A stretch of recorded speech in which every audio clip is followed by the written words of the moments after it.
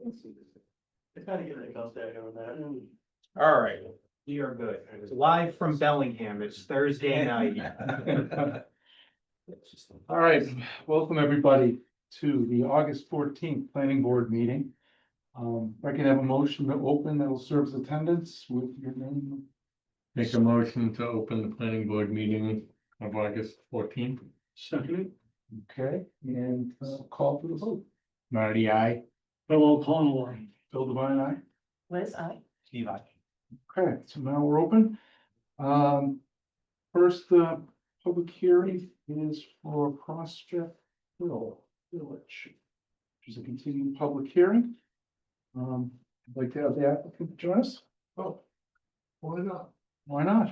And, do you need a motion to reopen the meeting, or just keep going? I think it's, Yeah. You can just continue. All right, Rob, where do we want to go tonight? Well, at the last meeting, we discussed the need to make some decisions on the 3 waiver requests. Huh? Which I would recommend starting with that. That makes sense. All right, why don't we go through them one at a time? Would you, bring one of them up? I don't know whether you're gonna show it online or not. Yeah, I can, Give us just what it is. a brief, explanation for the And- audience and. Lou, feel free to add. I mean, do you want to give an overview of them? Nope. Okay. Very well then. So. The first one, let's just see. We have.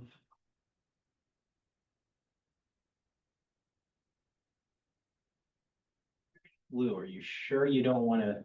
All right, let me try to help you. For the first one, I don't recall what order it is. I'll pull the one up for the, That's, here, it's coming up. It's the,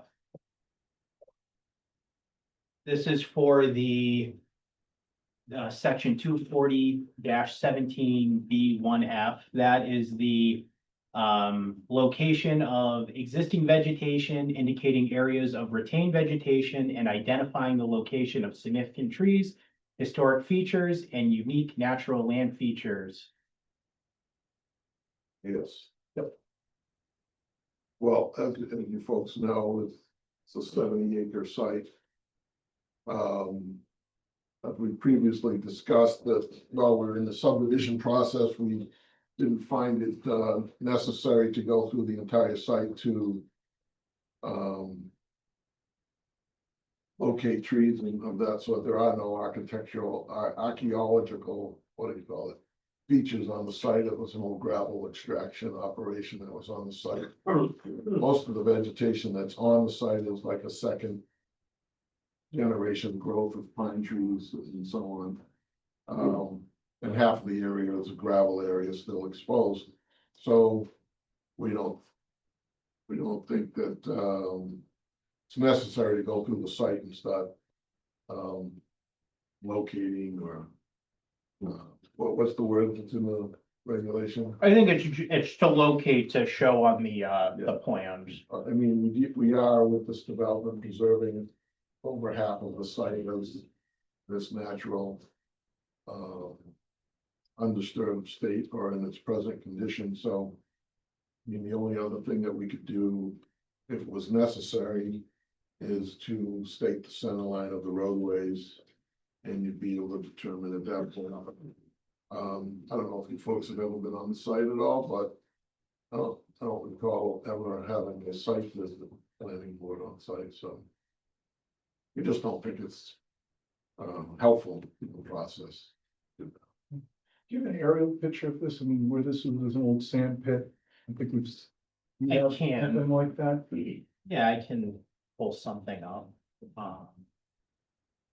I will note as well, this was a discussion, the conservation side of things, and I think, Lou has, I think, a very valid point regarding it is an old gravel operation, and the areas that would have the most historical relevance would based on just going out there the few times, there are some of those old impoundment structures in areas that you're not touching, Yeah, we're- closest to Prospect and Lake Street. Yeah, we're completely out of those.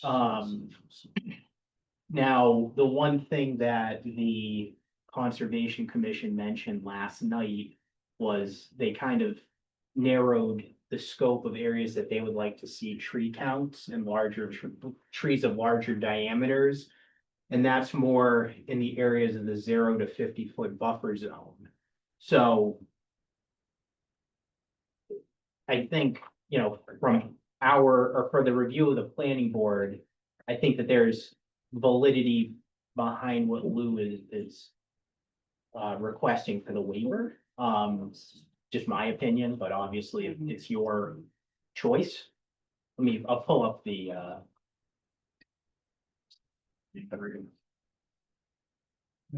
yeah. Concom mentioned the size of the trees that they kind of want not to be disturbed, moved Well, within the they buffer zone. have, one of the requirements of a plan showing trees that are 10 inches in diameter or greater. And, I don't know how many there are, but you know, in a 70-acre site, it's gonna be lots. And then as you look at the site with a second generation of scraggly pines, as I call them, you're not gonna get many trees that are valuable in any way to locate or to save. But we are preserving quite a bit of the site with the proposed development. And a lot of the units that are being developed are in the gravel area, the gravel pit area. So that's exposed sand and no trees on it. If you just look at that area that's white to the top left, right there, that's where, you know, I'd say the great majority of the homes are getting built, probably 2/3 in that area. And then there's a smaller section along the rear of the Prospect Street area. That's all pretty well disturbed.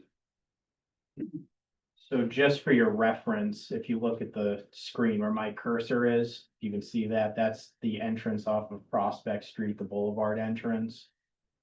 Right here is where that initial cul-de-sac is.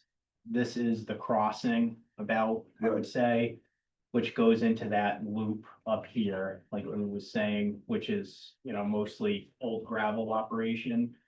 That other road comes in where my cursor is now and eventually cuts into the Lake Street entrance here. And everything from that, where Rob has his cursor to Prospect Street is not being disturbed at all, so. And it's just a small area of the western portion of that access drive that's being disturbed. So, Any questions, Marty? No, Bill? Yeah, I have one question, Ron. How do we be consistent with the needs of conservation? I don't want to skip over anything. Well, they have their own regulations and they, in my opinion, firmed up what they wanted at the last meeting. Okay. So I don't think, So you're comfortable with your end? yeah, I don't think any decision here will affect what they want because it's binding both decisions. Liz, any questions? No, I think my question was similar to Bill's, so that was answered. Steve? I have none. The drawings. Some of those drawings have.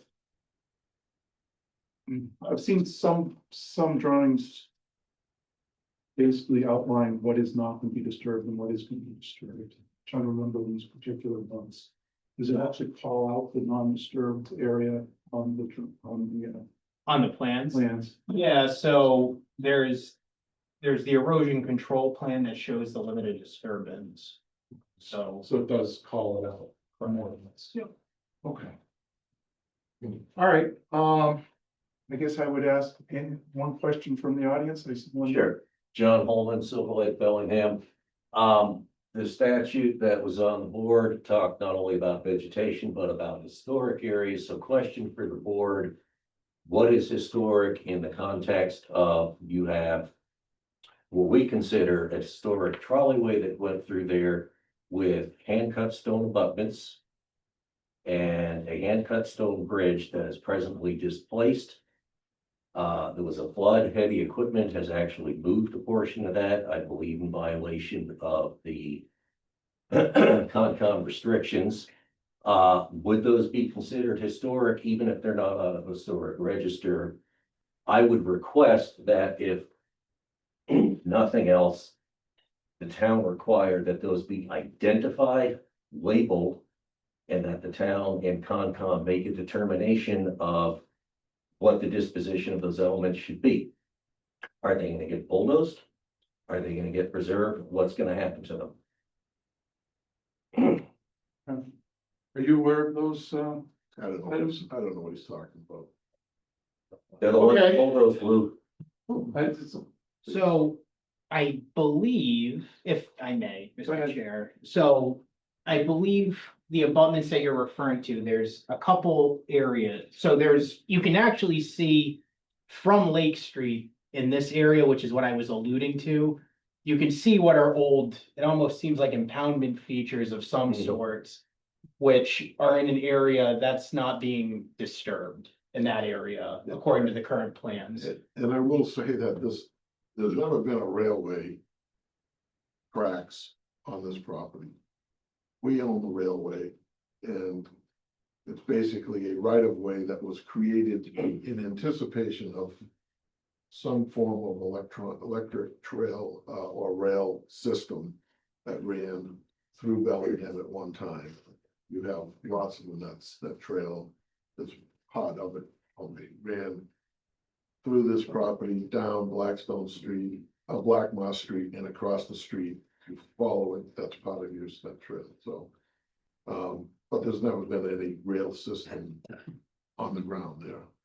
And we did already have an exemption from them, and I don't know if you're aware of this, but in order to develop a rail system, you have to go to the Department of Transportation, Massachusetts, to get a waiver or a release.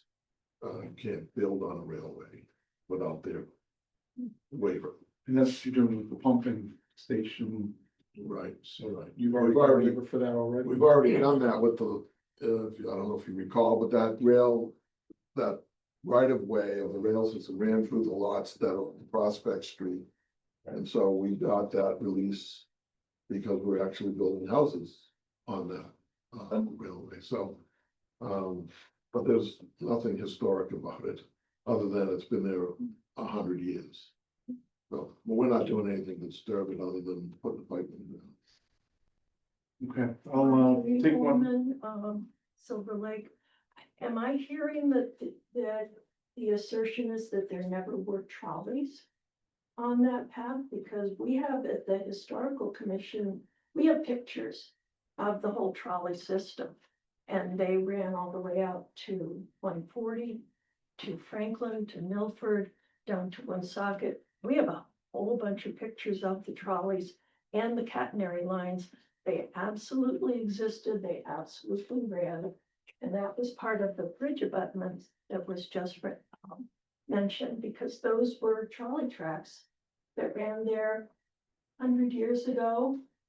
It's all part of the historic part of the town. Bellingham's history. Okay, Yeah. so I apologize, are you on the historical? I have been on the Historical Commission. Yes, I am now on the Disability Commission. I was a member for 2 years. I volunteer at the museum every day. Volunteer every week. I Okay. am there every week. I'm the one scanning all the pictures. And you're saying that there was a trolley that was on the Absolutely. railroad? Absolutely. Yeah. I've got pictures on Black Mark. Okay, So let me just say this. If you do the title, which we have done, you'll find that whoever owned it, the Milford Woonsocket Railway they went bankrupt in 1897. Okay, there was nothing ever built there in the portion of the property that we owned, and so. You know, I don't wanna. Okay, Listen, I think there's a disagreement here, but there's a disagreement. yes. Yeah, picture. Okay, so I think, is there any other comments from the crowd on this particular waiver item? Okay, then I would entertain a motion.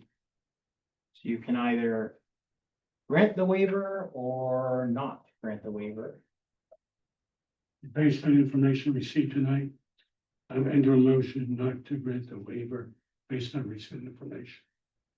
It's just too much up in the air right now. We have a second. Second. Okay, second by Liz, we choked by a second. All right, so we'll hold the vote then. And this would be to not grant the waiver. Correct. Marty, Aye. okay, Bill, Yes, not to. not to grant the waiver, Liz, I, Either. and Phil and I too, so we're not gonna grant that waiver. So 5-0. Okay, listen, so what does that mean to you folks? That means we gotta follow the bylaw. Well, what does that, just interpret the bylaw for me right now. Interpret the bylaw for me right now. So I think the question right now is the historic features, so to make sure that. Listen, we've got a title, you've taken hearsay evidence from a person who's presented no evidence. We've already presented our side. Okay, sir, we both Please, taken the vote. I'm just asking you what. You're not gonna grant the waiver, so tell me what that regulation calls for. Tell me. That I think what we're asking for, what the board is asking for is making sure that the historic features are taken into account. So so. What The, historic so features? the stone abutments that are along the railway. Which I believe most of them have been located, so along where you're planning on putting the sewer line. Okay, you want that located, it's on the plan already. What else do you want? Board, I think what we may want to do is, get some more advice from the, historical commission. And maybe try to look at what we need to have properly marked. Would you like a photo? Lou, which drawing, I have the drawing package here. Where is the drainage being shown and where is the trolley? Current You have historical the markers. site plan. yeah, I can put it. Right away. Just like, how close is it and will anything be disturbed? Right now, the railway is a gravel, it's a right of way that's 40 feet in width. It's mostly gravel base. From the point of where we are presenting our pump station to install the sewer force main. There is one old abutment that is deteriorated. I wouldn't say that it has any significant historical significance at all. There are no tracks installed on this property. So there's no historical significance there. And whether or not there's a photograph of something that happened 100 years ago, it's non-existent today. So Okay, so, I just don't understand where you're coming from with this. all right, so right now, the board has taken a vote, okay, and we're gonna live with that vote. And the, you know, the requirements to provide, you know, They're on- vegetation areas and. Mr. Chairman, So we'll move on to the next one. but I'm just gonna say this, that whatever significant features that are on the site are on the plan now. So you've not granted the waiver, fine, but whatever we've produced is on the plan. If you have some evidence of some other feature that needs to be on the plan, I suggest somebody point it out to me and we'll go locate it for you. But as of right now, those features, every feature that is relative to the project that we may be interfering with has been located on the plan. Okay, we hear your position. Thank you. So that's the abutment That's one of them in the area. Let's classify what's there. What's there is half of a stone trellis that was there. There is no other half of it. There's only one half. Yeah, and I think, if I'm not mistaken, there's a structure that's further off, not even, Right. so I think that's where there might be a And question about. too. as part of our order of conditions, if we get one, we're proposing to restore that if the commission, again, this is a jurisdictional thing relative to the Conservation Commission. But in order to restore that and have what we had discussed before as a walking trail through there, it needs to be restored in a something built, a bridge, some sort of either a wooden bridge or some sort that you can walk over, and that would support we would consider to be an emergency vehicle that would be one way of getting into the site. Other than, but there, Well, I think we've talked about this particular waiver. Robert, would you like to move on to the next one, please? Sure. The next one is a two-parter. We'll do one at a time.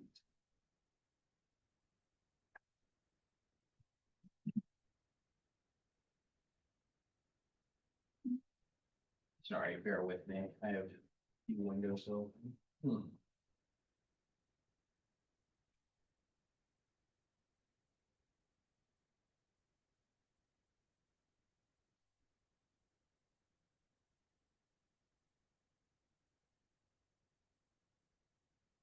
All right, so the first one is 24513D2G. That one is related to the 6-foot chain link fence constructed around the stormwater basins with an 8-foot wide gate for access. And I think, Lou, your argument here was you have relatively shallow basins, 3 to 2.5 feet. Yeah. 3-to-1 slopes with gently sloping sides. Some of them are in relatively close proximity to a few of the townhouses too. as I've had this discussion before, but these are basins that are very shallow. They're designed to drain within 24 to 48 hours, even in the worst of storm events. So the soils there are very, very permeable, and they're not, as you may recall, we're infiltrating 100% of the water into the ground. So now, the 6-foot chain link fence for a project that like I build or would like to build, it's just an eyesore, basically. And this is a private development, maintained privately, homeowners association, they'll have their own insurance if it's necessary. So from a design standpoint, it just doesn't make sense to put a 6-foot chain link fence around. But if you want to consider some other type of demarcation, shrubbery, split rail fence, something that's more attractive and aesthetically pleasing than a 6-foot fence. A 6-foot fence is up here. I don't really understand why you'd even want a 6-foot fence and need a 6-foot fence. But that's our reasoning for that. So. Okay. Marty, do you have any questions? Lou, I'm just gonna bring up you say in your waiver, they're currently designed to drain within 72 hours. 72 hours. Okay. That's it. Okay, Yeah, so my concern is you have 129 units and it's not in age restricted, so there's a lot of kids that will be here. And you have 4 large basins that kids can drown in an inch of water if they trip and fall. I mean, how these are built, the basins, they're not exactly, oh, it's just like running through a field. I live in a townhouse association. I would like to see some type of fencing whatsoever, 6 feet. It's the bylaw. I wouldn't be opposed to going down to like a 4 foot chain link fence because it keeps the kids out.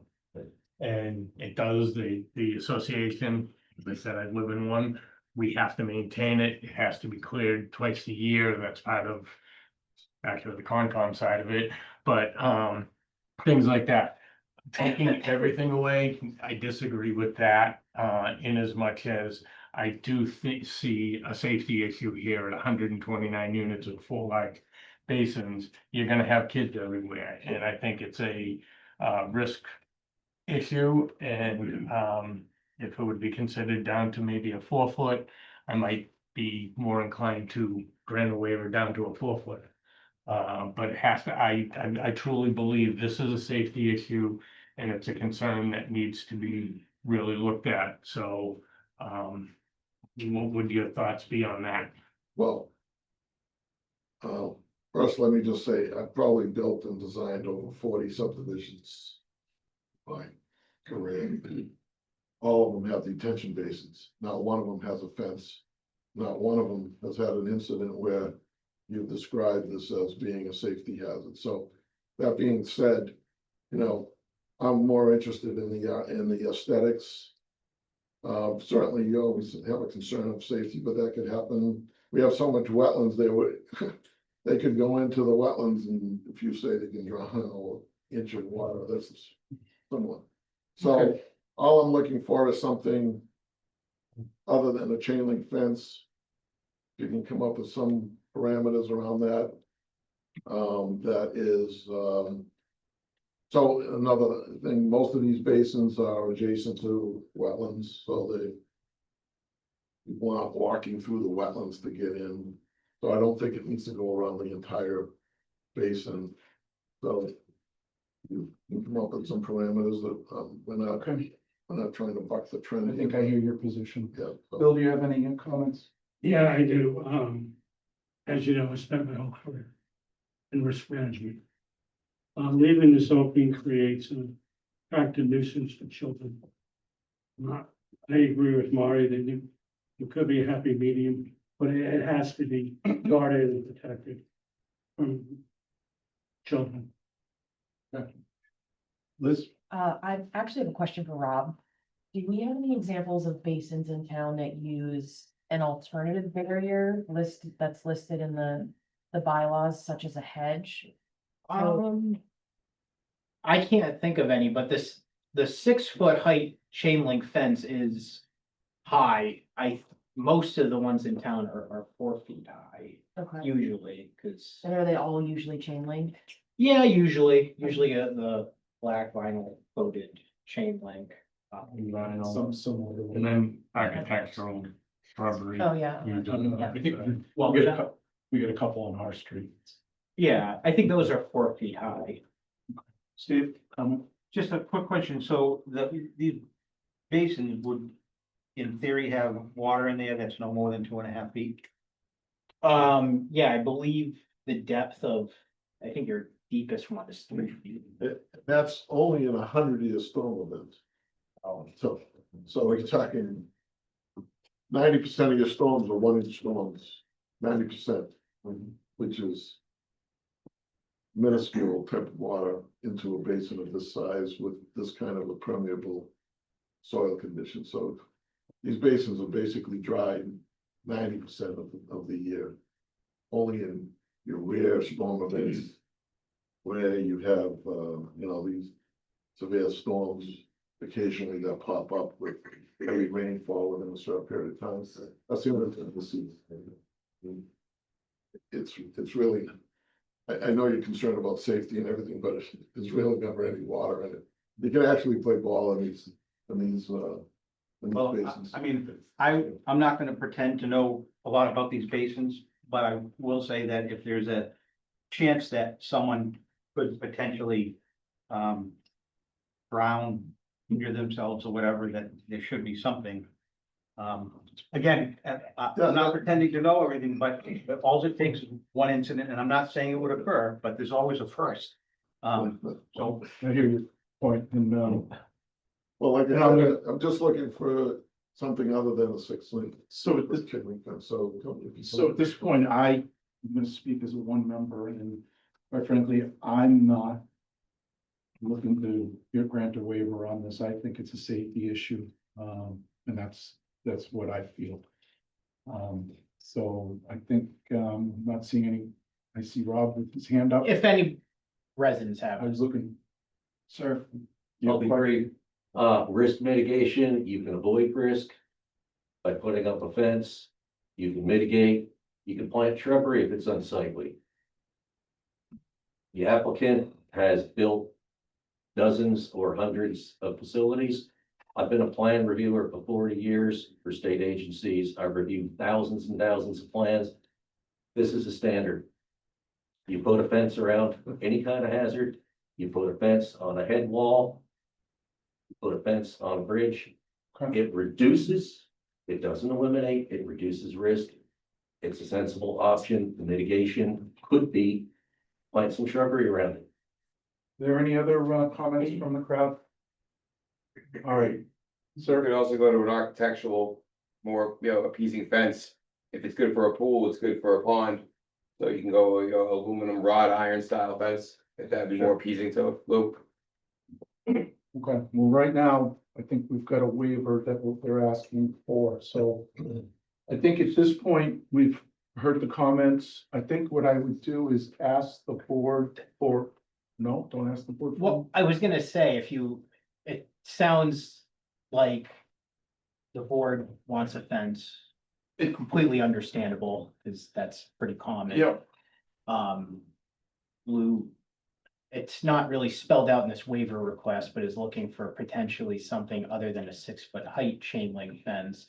If you would like, if you want to take a straw poll vote based on this information, if you would waive the 6 foot chain link fence in lieu of a 4 foot height, or I would go with a 4 foot height, but I think I would want to see some renderings and design or something other than just change the height. Just, It, that's one member speaking, but, right now, we've got a waiver that we're being asked for a waiver and, what I was going to recommend is if the board is okay with the 4 foot height chain link fence, I would just do a straw poll vote to see if that is okay. If the board feels fine with that, what I would recommend is hold off on the actual vote of the waiver. And then, that way there can actually be some type of condition discussed at future meeting date. But that's up to that you. would be part of the decision Yeah, criteria, but it wouldn't be waived. It would be a decision criteria, which could be put into the decision criteria either way that is at a correct. later time. Okay. So, where do we stand? I like the idea of, 4 foot. In regards to aesthetics, mentioned by Lou. I'm not a big fan of aesthetics. My concern is safety. So if we have something that's either vegetation, something minimum of 4 feet in height, I would feel comfortable. Look, I don't want to go without anything. Chain link? Chain link would be fine. Whatever options he has, it sounds like this could be a condition that we could address. But I feel comfortable as opposed to nothing, very comfortable with 4 feet. With the 4 feet that we've seen, and I'm not speaking for anyone, but just that recommendation and then with your aesthetics. And like basin number 4. You have the one side and everything's wetlands. Well, if the chain link was on the backside and you had a little something more aesthetic pleasing, but again, kids can't climb through it. A fencing to protect it. Something like that aesthetically, well, okay, it's not chain link, but it's X type of fencing. as a conditional, but as long as we met with that, the criteria that it is secured. And that's what the bylaw is looking for, is to secure. What's the difference between a chain link fence and then putting shrubs around the outside of the fence to make it more aesthetic? Well, I'm thinking like some of the, Yes. some of the wrought iron fences that, Nothing, around, nothing to answer your question. yeah, nothing, but Okay, I'm just throwing something out back to lieu of, if it was an aesthetically, architecturally styled fence on the site facing the units. We will have to get conservation commissions. That's okay. So, well, that's another topic. Right. So, Steve? do you- I would be okay with a 4 foot or fence, chain you know, fence? with safety being the primary concern. Liz?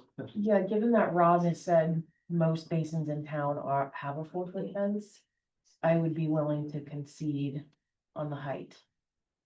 Okay, Rob? So, One last thing I want to mention, and I respect Lou's experience.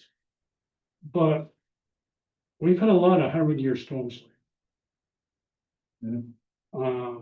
So I think we have to keep that in mind. I think we need to have something there.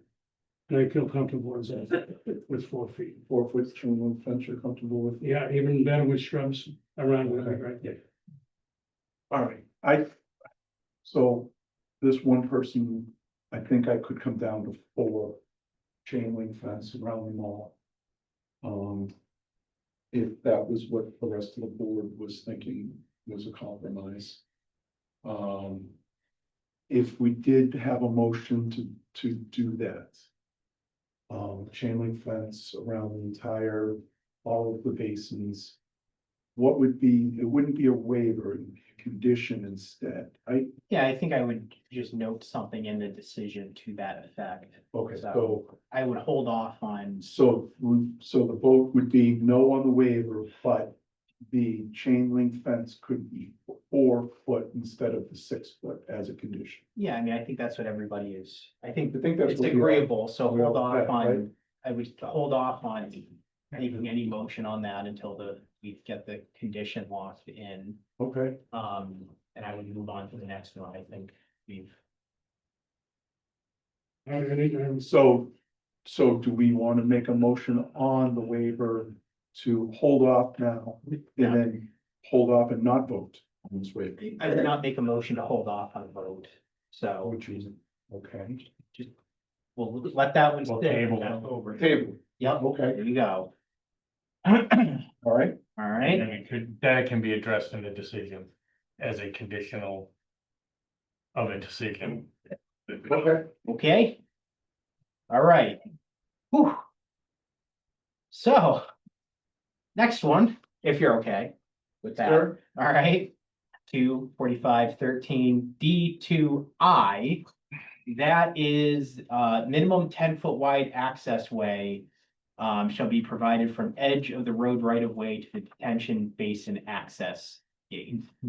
This access shall be constructed to allow vehicles to travel between the right of way and detention area on a flat and firm access way at all times of year.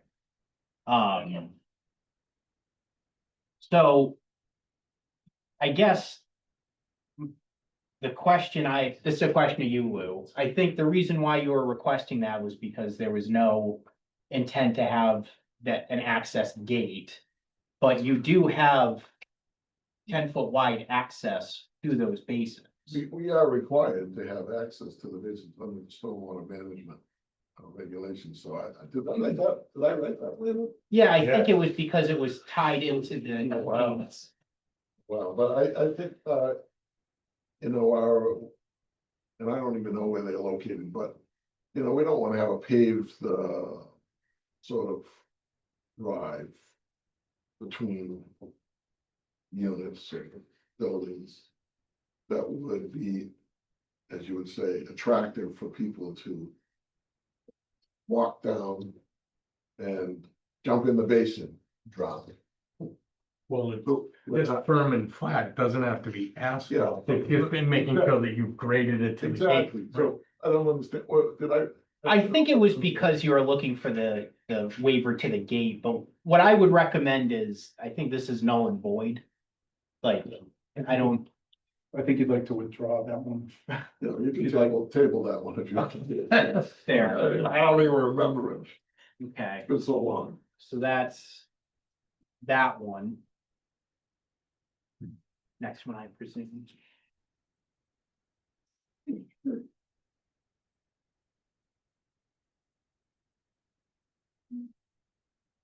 All right, the next one.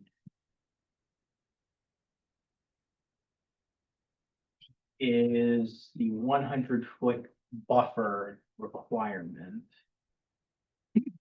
That's section 240-95, which is part of Article 14 of our bylaws. Though the reason why this applies in our use table for townhouse uses, there's a footnote that basically states that this use is subject to section 240-95. And what that is a 100-foot vegetative buffer from residentially used or residentially zoned or occupied properties. There is a clause in there that the planning board, if you determine so, can grant a waiver for a smaller buffer if it suffices the accomplishment of the objectives. So where the crux of this situation comes into play. Pull it up. Actually, you know what? Let me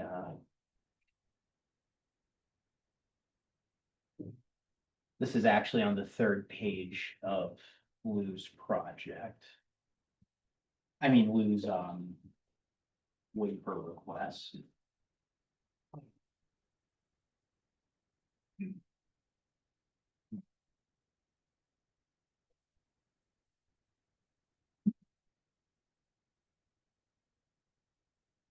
So, oh boy.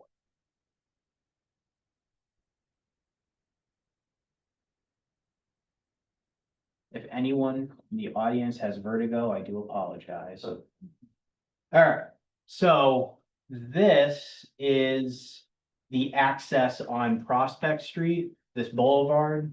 This is that main roundabout at the beginning. This is the left that starts to go towards Lake Street.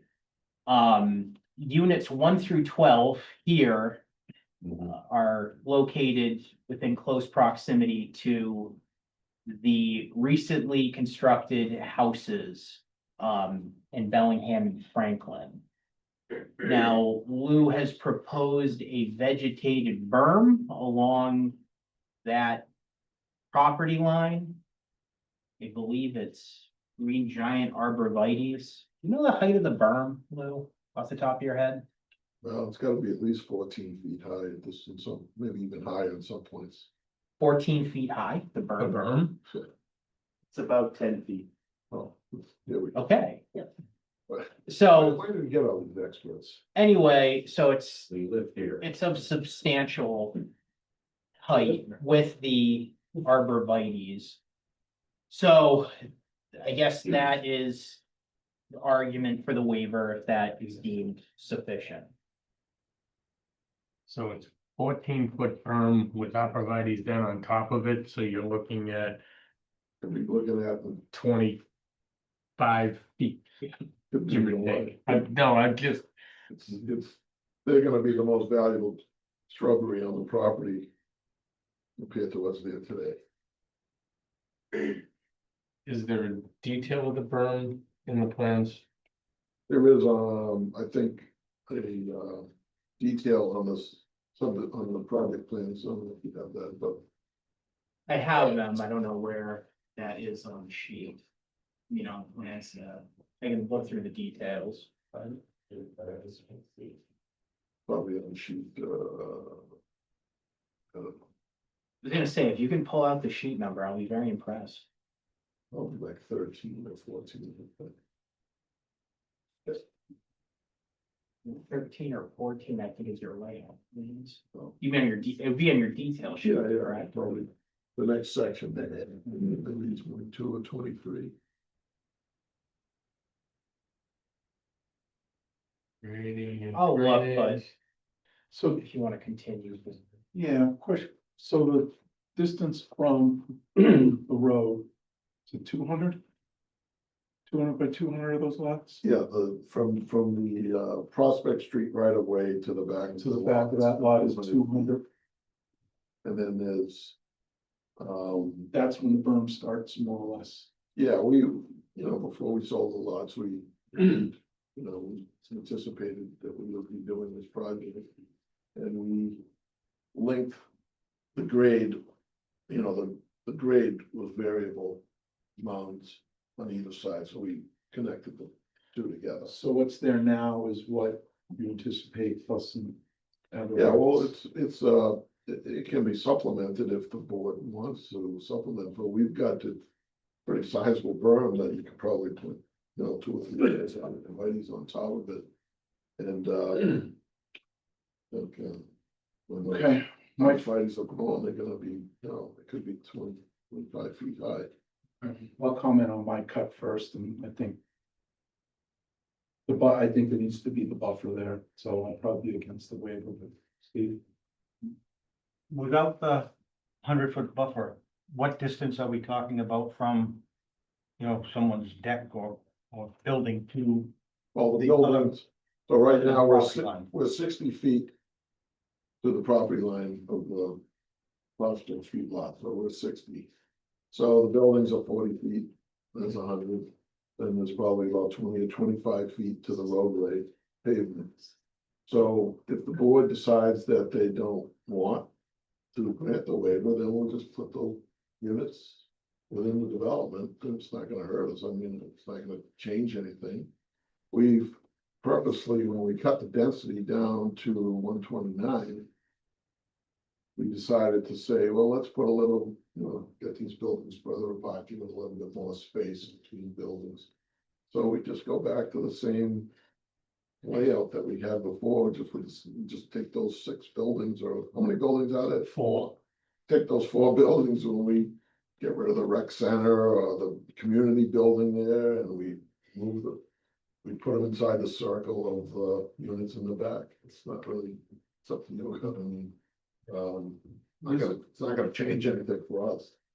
I do have a question about the berm. Is there ever, erosion in those types of structures? Well, when they're done, usually there's a ground cover. Either it's on one side, I don't know if you've been by there, but on one side, we've already spread like a wood chip mulch base from our tree operation. And then usually there's some sort of plantings that go along with the ground cover to stabilize any erosion, but it's not likely that you're gonna have any erosion for something that, if it's done right, you're not gonna have erosion. Thank you. Well, I've heard different numbers, 10 feet, 14 feet, let's assume in the middle it's 12, for argument's sake. How tall will the trees be? Well, And how long will they take to mature? well, green giants, if we are planting like 6 to 8 foot, they grow about a foot a year. Generally speaking, and they can range, some they can grow 20, 30 feet high, basically.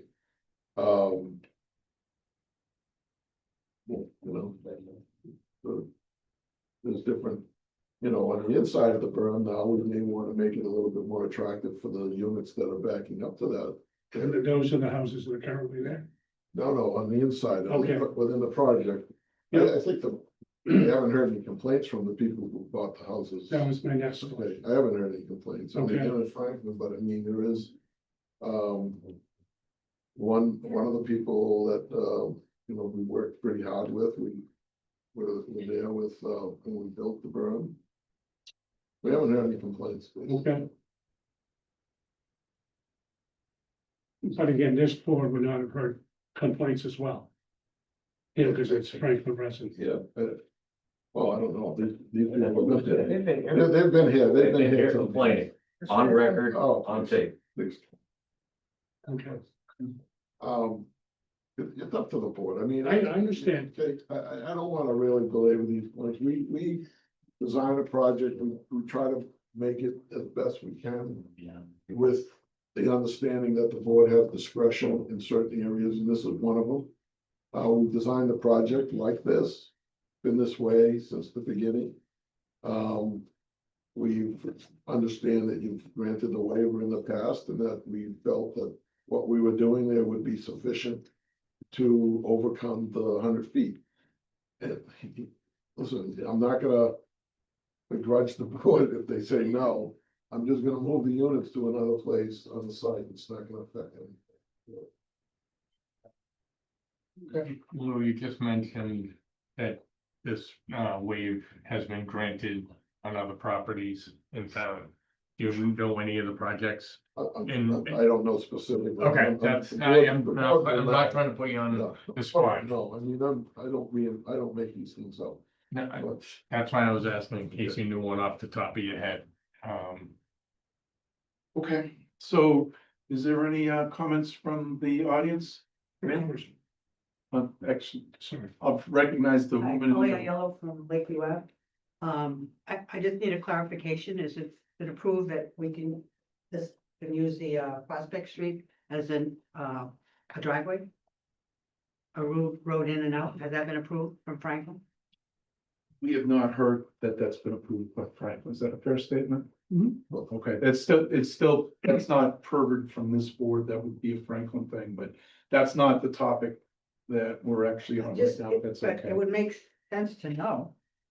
It'll still be a consideration, but it's not at this.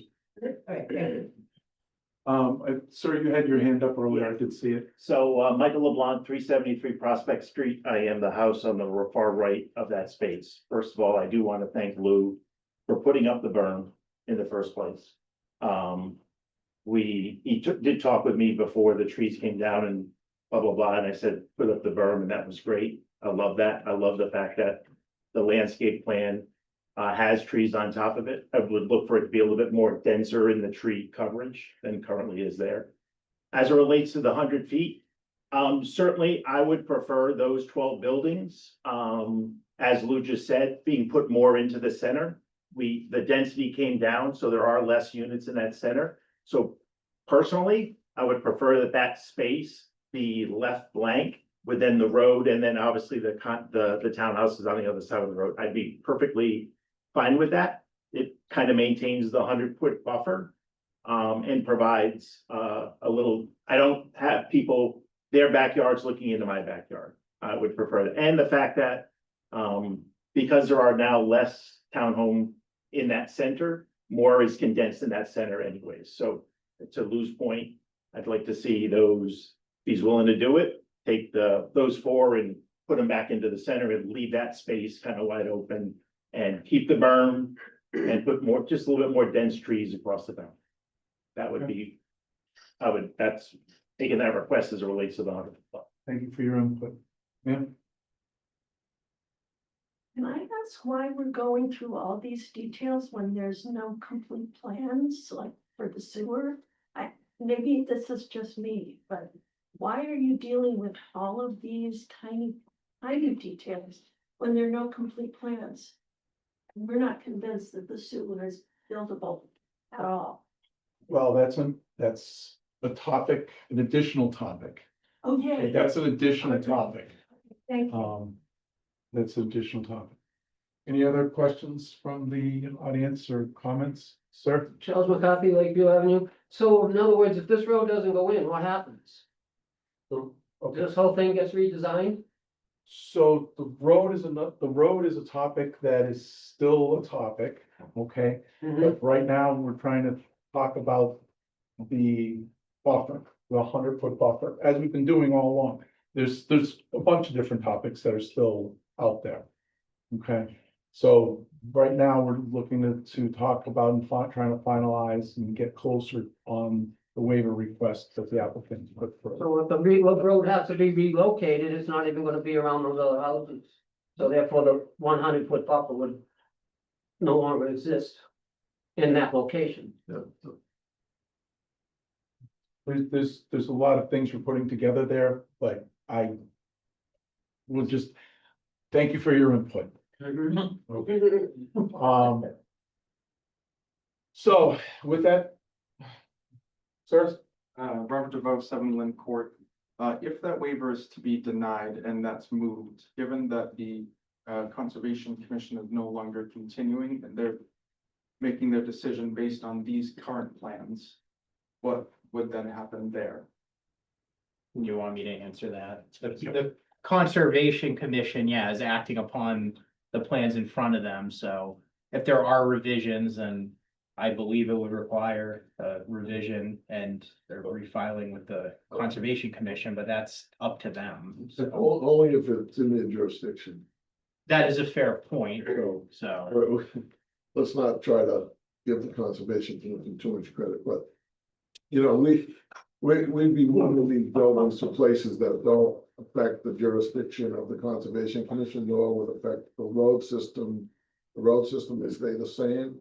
And maybe that area becomes one nice little park area where people go to play, who knows?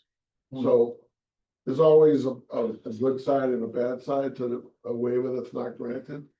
We, as the developers, we will figure out the best way to market and to present the development in a way that's appealing to people who want to live there.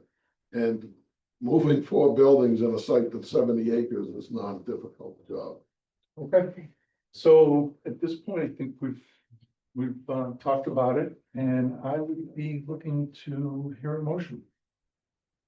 I would make a motion to deny the waiver with regard to the 100-foot buffer. Okay, do we have a second? Second. Okay, he's made by Bill, seconded by Stephen. And we'll call for the vote. Stephen. Steve, I can. Liz, I. Bill, aye. Bill, I. 90 nay. Okay, now go 4-1. So what's the next topic?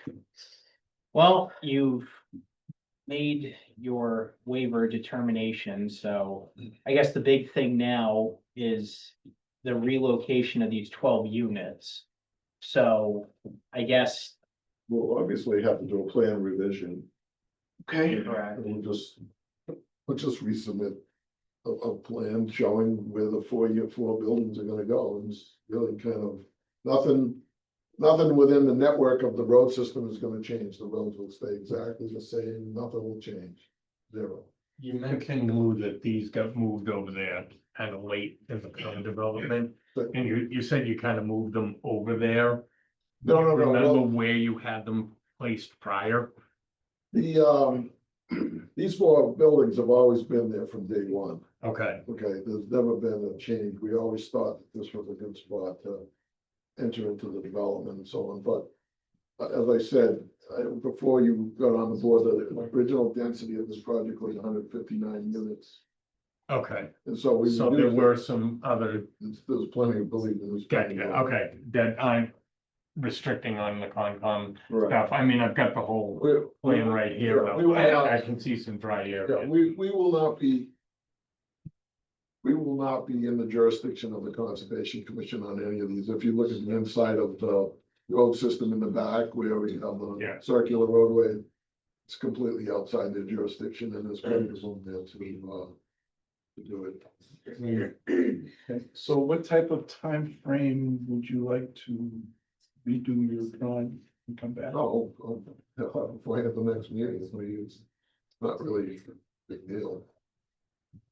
So the other thing too, Lou, just when you're looking at this.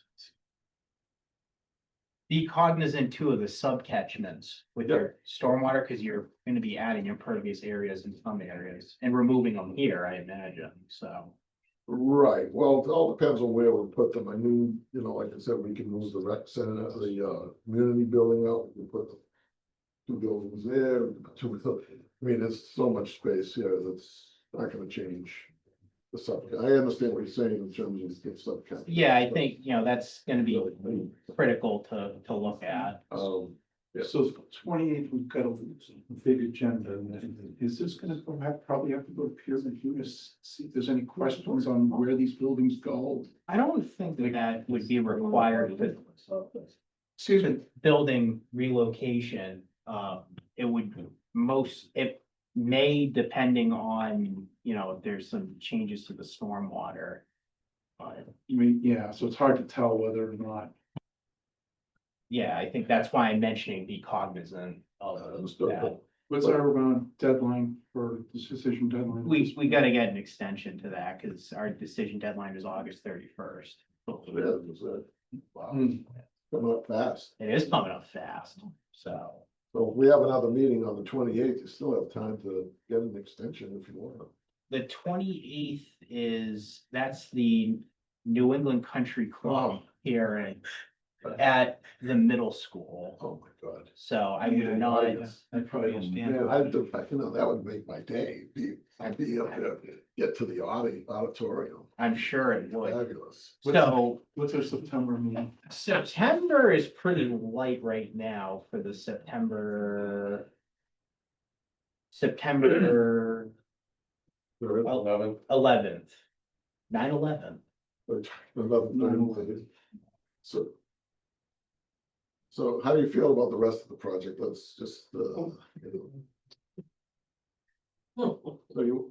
mean, are we gonna talk about the other aspect? I mean, at the last meeting, Rob wrote a memo identifying several issues that seem to be that the board should consider or think about.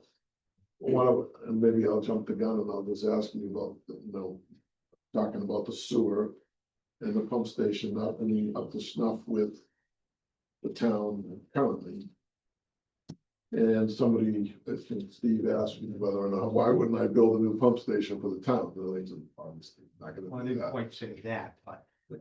So, and I just wanna just discuss this just for a few minutes, because, when we put this project together, we have an opportunity to do one or two things, or actually two or three things with the sewer.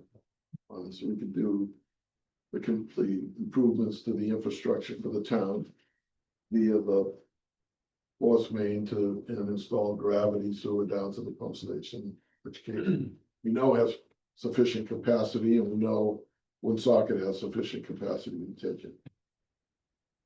The other way, we can spend the same kind of money and do a on-site treatment plant, not go through any of the hassles with the pump station, and not go through any of the hassles with the Conservation Commission, and have it on the site, and it's the same money. So, and then the other thing is, we have the opportunity to do on-site septic on the site, which is the least desirable, because we don't wanna affect groundwater and the resource areas of the town. So we've offered numerous times to participate or help the town with some improvements to that pump station. We've asked for, never received. What exactly is it that you need to make this pump station work functionally, adequately? We've never received not one quote, not one item, not one estimate, not one part number or anything from the town DPW to suggest that if you give us these items, or if you help us with these components, that would be great. Not one. And this is over 2 years now. So I don't want to get into the discussion of whether or not you're gonna make the sewer an issue relative to the approval or disapproval of this project, but we have opportunities to do other things. I felt that when we proposed the sewer, it opens up the opportunity to add other areas that need sewer connecting to what we were going to provide as infrastructure for the town. If the town doesn't want to do that, the town doesn't want the benefit of that infrastructure, you're not gonna hurt my feelings at all. We'll put the treatment plant in, and it's the same money, accomplishes the same results for us. Probably less of a regulatory issue, because we don't have to worry about crossing the trellis and being in the buffer zone of the wetland.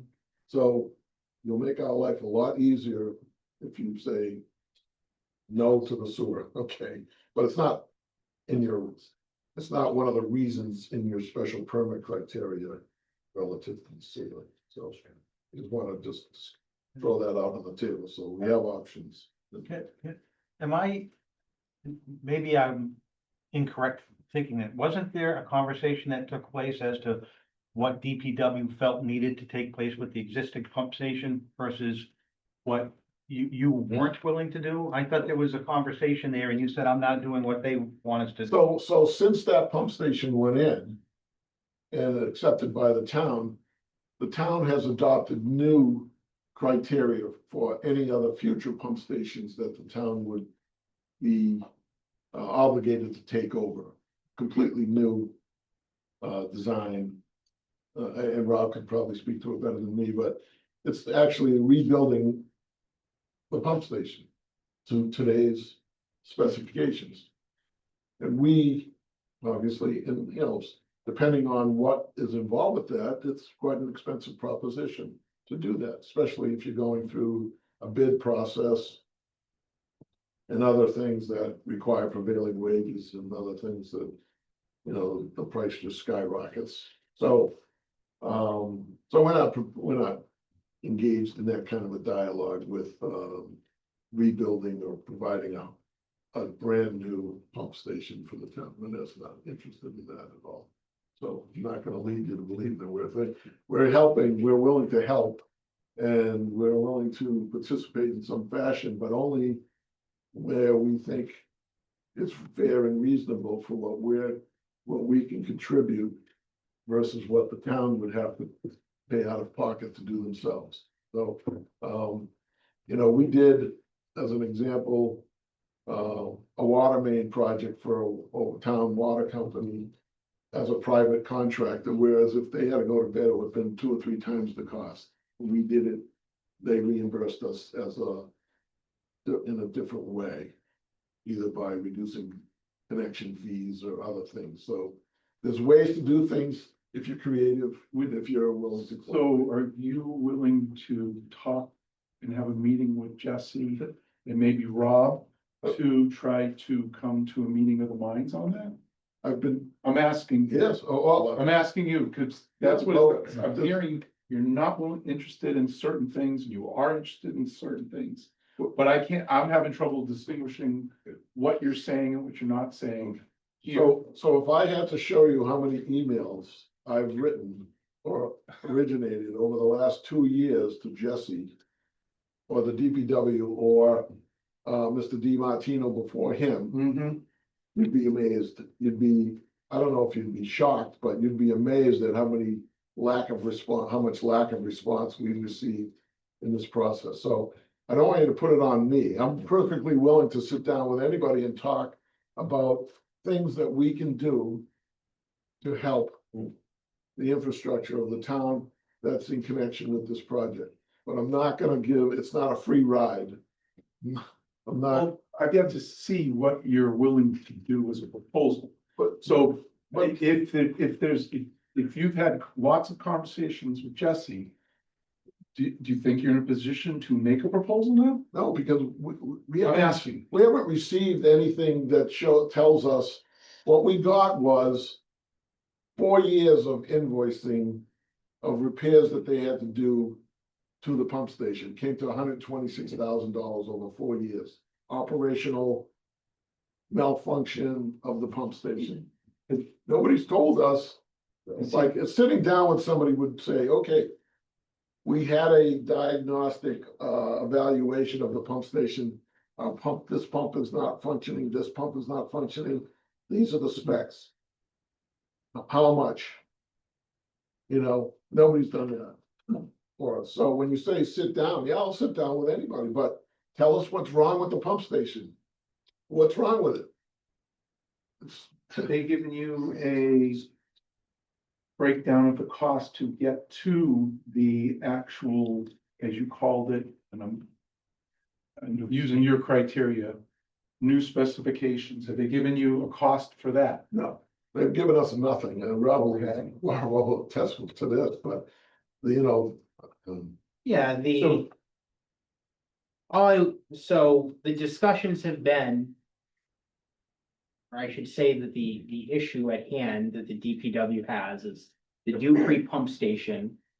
That's what it's called, on Dupree Road, has been extremely problematic, it's my understanding, and I'm no expert in the pump station stuff, I'm the planner, I am not the DPW director. But my understanding is that it's been extremely problematic to the point that there's actually been sewer discharge directly out of this station. It's problematic, it is the old specs, that station is one of the main reasons why the town updated the specs to have, I think it's now, if I'm not mistaken, I think it's submersible lifts or something. So that's the reason why they really want the station to be upgraded. Lou, you have a valid point that, look, the station is the town's responsibility and it has adequate capacity. But the issue at hand here is that the station, even if it has capacity, is not operating well. Efficiently. Correct. It is the DPW that feels that because it's not operating efficiently, dumping money into it, it's just, they have dumped money into it and the thing continues to have issues. Now, my understanding, based on the last email correspondence that you had with Jesse, was Jesse said, what are some alternatives that you can come up with that reduces the operation and maintenance of costs of the system and really just allows them to feel comfortable with the additional connections. So, and your response was that you're going to have an Well, I thought about that. So, we had, I spoke with somebody about doing an evaluation on the pump station, right? And I'm saying, well, why should I pay another consultant to go in there and look at the thing when we paid Kleinfelder, your own peer reviewer, to do the same thing? Why can't you just give me a list? This part is missing, this part needs to be replaced, this pump is no good. Why is it so difficult for someone that I paid to do that? I don't understand. So what I saw in that Kleinfeld letters, they used the word capacity, I did see that, but it also said that they gave a bunch of recommendations to handle the volume that you're gonna add to this. And then that those recommendations need to be done before you could add the volume. I mean, that's my interpretation of that letter. That's crystal clear that you've quoted many times, the word capacity, right? Just tell me, somebody should have, when you hire somebody like to repair your vehicle or your car, you have an engine problem, they go in, they say, oh, you need a spark plug, you need this, you need that, and they tell you how much it's gonna cost before you have the work done. That's all we're asking for. Tell us what it is. How much is it gonna cost if you do it, go to bid? And how much is it gonna cost if we help you out? It's a pretty simple equation. I've done it 100 times. I don't understand why it's so difficult here. So anyways, I'll just say that you guys can decide later on what you want to do. Oh, can I just ask Rob a question? With Kleinfelder doing the peer review on this capacity. Sure. But the volume, it seems to be there's a discrepancy between Jesse and you, and I'm not picking on you, Lou, I'm not, I'm trying to get to, I'm in agreement with Phil of, can we sit down in a room and mediate through this and figure out what the hell needs to be done? So let me just state clearly what the issue. Kleinfelder has said there is sufficient capacity. They have recommended, though, that no additional flow be added to that pump station until some of these operational problems can be addressed. There's no problem with the capacity of the pump station. It's an operational, when the pumps go on, what kind of backup system do you have? Do you need a more powerful pump? Is it, as Rob says, submersible? I don't know anything about the stuff, but. They're basically recommending that until the system is upgraded, we don't add capacity. Right. So now, We don't add volume. right, It says crystal clear, there's capacity, but you can't add the volume. he doesn't want it. So now, if you're if you have this project, okay, so the town has to do it eventually. It's gonna take us, I don't know, how long to build these roads, maybe a year, 2 years, or whatever. We're not gonna be adding anything into the system for, you're probably gonna have to fix it yourselves. We don't do anything. So I'm offering. I don't know what else I can tell you. We've made the offer, we've got nothing back in return. And so I'm not a guy that's gonna guess at what something needs. I don't know anything about it, to be honest with you. So But, So so, I think it comes down to timing. Unfortunately for you, Lou, the town has changed the standards and the requirements based on the experience that this pump station has had. And I just happened to come up during your process. From a fiduciary standpoint, I don't think the town wants to throw additional resources and something that has new standards and new requirements. So I think that's where the rub is. I know, but they're doing it now. Every I time. understand that. Let me finish. Yeah. I think that's where the rub is. And I think we need to get to a point where we can find out what a possible conclusion would be. I'm open to some ideas. That's nice to hear. Okay, I'm just not willing to just, we're not like, we don't print money in our basements, I understand so. Yeah. I've been open to it from day that. one. Okay, I've known about it since Mr. DiMartino was the DPW director. Yep. And he's the one who's encouraged us to go this route. Okay, thank you. There's a question from the audience. Gentleman over here has his hand raised. But my name is Frank Morse, I live on 434 Center Street. And I do this sewer stuff for a living. I have a question for Lou, or for this board. Lou, you take all your units. Put all together your calculations on water in and water out. Okay? All your square footage of all your buildings, all your roadways, and all your open space. Is it possible to you to do an on-site sewage disposal plant in and amongst your open space areas and have it be feasible? I think that would shut the door on this pump station on Cross Street and may give you some relief on, see, I don't know what the water table is over there, at what height.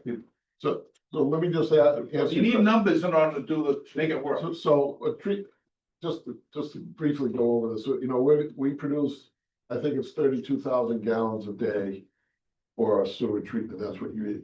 We have plenty of area to put a treatment plant in the ground, as I've talked about before, the ground is like a 2-minute perk material, which is the best it can be. So he is right, that I could solve this problem on my behalf easily by just saying, listen, if you guys want to make a condition of that we do this, rebuild this pump station at $1 million, we're gonna say, okay, we'd rather, between the cost of building the sewer and putting the infrastructure in and now the pump station, thank you, but we'll just build our own sewer treatment plant and the benefit to the town will be zero. Now, I've never approached it that way because I always, as I said, we put this infrastructure in, gives the opportunity for the area around the lake to put sewer in. The people on Cross Street can connect in. There's other opportunities there to expand the sewer. That's what, in my experience, most communities love to see infrastructure improvements to their system without having to pay for it. So I'm not gonna, I can't. Thank you. You know what I'm saying, so. Let me ask Rob a question. So, and Rob, sorry to put you on the spot, but I'm gonna ask him the same question right after. Do you think that pushing the timeline out a month to give the applicant time to meet with Jesse and yourself to come up with a plan that both sides can live with is beneficial and would be a positive use of time? Or do we think it's not going to be a useful with time? I mean, you're gonna have to redesign, you've got some redesign work to do anyway, right? I'm perfectly willing to go through exercise of sitting down with Rob and with Jesse and Mr. DiMartino, if he's still, I think he's still around. And we go over these things, we just need to know nuts and bolts of, I don't have any idea what the pump station costs, so Okay. we need somebody like Kleinfelder to tell us, this is what's wrong. It's a very simple thing. Okay. What, the gentleman had another comment to make, he raised his hand. What I was originally trying to get at is, he had got so many units on that parcel. He can't make it go with the counts I was asking him for, water in, water out. Then he's gonna have to reduce the amount of units he has there to utilize that square footage on that whole parcel. Something you should look at, because that sewer station on Cross Street's a joke, been a joke since the day they put it in. And it's just way on the sides, and they don't have rotation pumps, it's just upside down. But they okay, it. You know, people looking at things don't know even what they're looking at, that's the problem. So I think, slow it down. Let them give you some calcs, let have someone else look at the calcs, make sure they're legit, they're about the same, and then go from there, because you're gonna find them. But you can't absorb that there's the water coming in, going out, and he's gotta reduce the units. Simple as that. Thank you. Yes, You think it would be useful time? Yeah. Okay. I do. I'm thinking probably.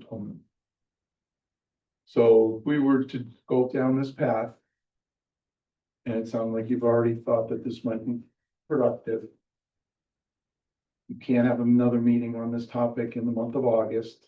The first meeting in September is probably too early. What would be your recommendation as far as? Like, if we were going to continue to give you time to work your stuff and reach out to Jesse and come back. And I'm not sure whether peer review would have to look at something like that or not, but it's a whole nother topic. But if there was an initial meeting in the next, whatever, well, I guess, Rob, what would be your recommendation? If the applicant was willing to, Meeting in September would be, the second meeting in September? You know, the first, yeah, either one. the 11th would be preferable, because I don't wanna drag something out if it's not gonna be productive. So we'll know when we sit down with Putin. If it's going in the right direction. Correct. Yeah. Yeah, Okay, so is our meeting in September, first meeting in September, September 11th? I'm just verifying now, but I'm Thank you, pretty sir. sure. Yep. And that's when Lou's gonna redo moving yeah, the four buildings. too. Okay. We have already talked about that, so that's still gonna be a discussion item anyways. Yeah, and then the decision deadline's gonna have to move out too. September 30th. if we did. September 30th. I think we're into October just to, I mean, if you come back and say, no, this isn't gonna work, then we're gonna have to put together the decision, or you're gonna have to come back. When's the meeting? October 30, My birthday's the first, so I'm not gonna be here for that day, so. October 1st, well, we'll go October 31st. What do you think? So you're thinking September 11th for Right. the meeting. And then, yeah, I mean, we like to give a little bit of buffer. I don't think, September 11th this is a close. So you want two meetings in October, basically, so the end of October is what you're saying, Phil? Yeah, rather the decision Let's deadline. work together on this. Okay, All right, so October 31st. just the decision deadline. Standing to that date, right? And then September 11th. So on the 11th, we'll have some feedback. You and Jesse and We'll have Rob. a revised layout for the four buildings that we're moving. And is there anything else? We'll put the fences around the detention basins, right? Or, Yep. Right, yeah, we'll go from and then. The only thing I ask is, these plan sets are 40, 50 pages. Is it okay that we just show you the plan, the sheets that we've revised, and then at the end of the thing, we'll put the whole set together, or do you want the whole set again? I mean, I think this would probably be the final revision. So, Unless you feel that there'll be more revisions after, but. I don't know, I don't know what's in your minds. So, Can't we just rev the pages that need to be revved and marked as rev whatever number out of the master set? I mean, Yeah. I do that all the time in my industry. It's just the pages that get revved, they get revved and noted on that per page, and it's still part of the main sheet so that they don't have to be all What revision. Lou is saying is just submitting the revised Yeah. sheets and that's it, but Yeah, I no, mean, I well, would prefer the plan. Before we vote though, we want the entire revision. Right. oh yeah, for sure, Yeah. for sure. I'll talk to Rob about what he wants and what he thinks. Whatever Rob Yeah. wants, whatever Rob wants. I'd be able to board with that. All right, So is there anything else that we need to talk about, Rob, that was in your memo from I the think, last meeting? I think those are the significant ones, Okay, so, okay. It's almost 8:30 and we still have multiple items, so and you know who's next, right? Okay. Lord help us. Thanks, Rob. One last quick question from the crowd before we take a Hi, Bonnie motion. to- Wheeler from Lake Street. So I just wanted to clarify, so we all know that there's issues with the pump station on Cross Street. The pump station on Cross Street pumps to Woonsocket. Woonsocket has been all over the news. And actually, Rob, I sent you a text, a month or so ago about a newspaper article that Woonsocket is, the pump station in Woonsocket cannot take the capacity. They're facing a lawsuit. So if this development's gonna be pumping through that station to Woonsocket, somebody needs to look at that. So, let me just address that one last time. So we have the option of doing on-site, our own on-site treatment plant without any pumping. Or we have the ability to do what we're describing is the pump to the pump station, Dupree pump station. If Woonsocket, at some point during this process, decides that they don't have the capacity, which I don't think that's the case, then we'll go back to the on-site treatment. It's really nothing changes in terms of our internal system that we've designed. It all goes to a central location and either pumps to the pre-pump station or it pumps to our treatment plant. Okay, So I don't think you have to worry about all that. right, so that still be a topic. We verified it, so. Okay, so can we have a motion to, what's the dates that we're? Continue to September 11th with a decision deadline extension to October 31st. We have a second. Second. Motion made by Bill, seconded by Marty. We'll take a vote, Stephen. Eli. Liz, I, Bill, aye. Bill, I, Marty, I. Yeah, that motion passes. 5-0. But you need the extension. Right? That was part of That's the, as read. Or did you? Yeah, It was read. read. But thank you for making sure. I don't want any slip ups. You know me, I'm on your side. All right, Rob, where we're going next at this point? new public hearing, Blackstone Street. Okay. Thank you. Thank you. thank you for showing. Please keep coming. How you will leave it?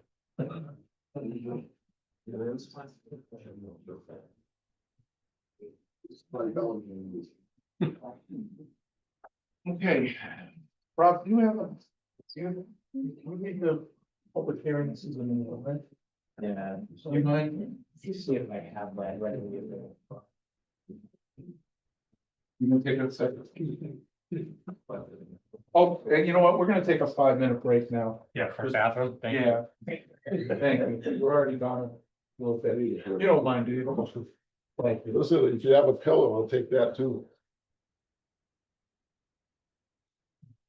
I'm just gonna go. It's not that It's not one. this one. Let me go grab it. I I'll write apologize, that out. Rob. That's okay. I should have had it. I'm glad.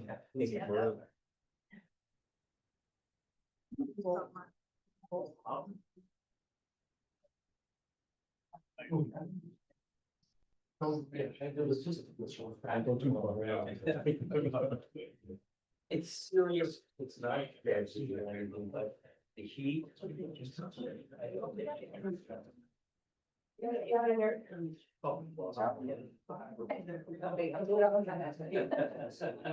Right, I mean, I've been breaking it out, just today, I had cleared it. All the area in front of my place was completely, including the bottom. Sometimes people don't understand, you see the mats out there, but the strings. what they're doing is they're sliding to the island, we are gonna take a look at that. Mats all across the bottom. When you come around. All of a sudden, I see all the sand. Yeah, they were talking tonight, maybe. It was that thick.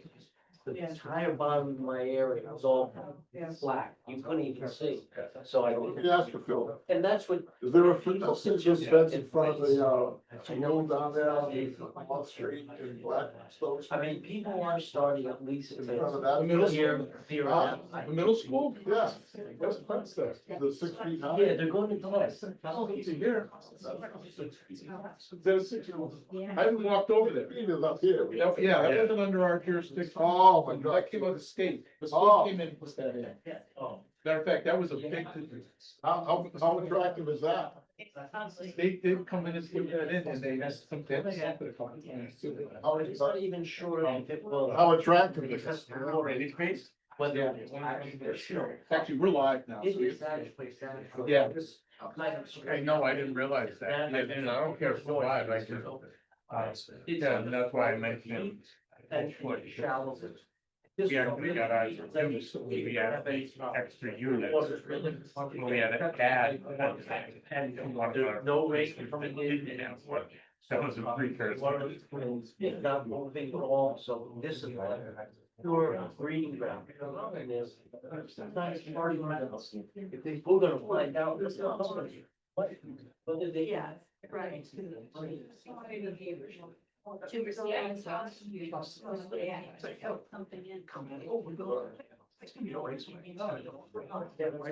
Oh, yeah.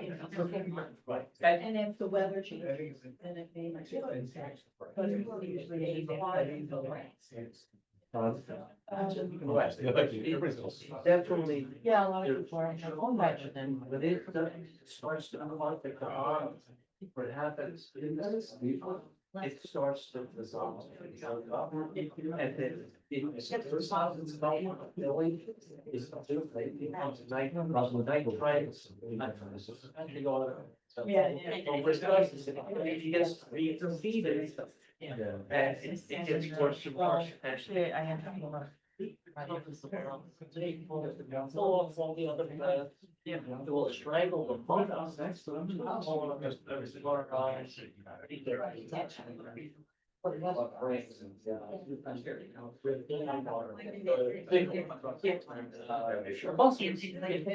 They'll start to, and they're, we use the muscles.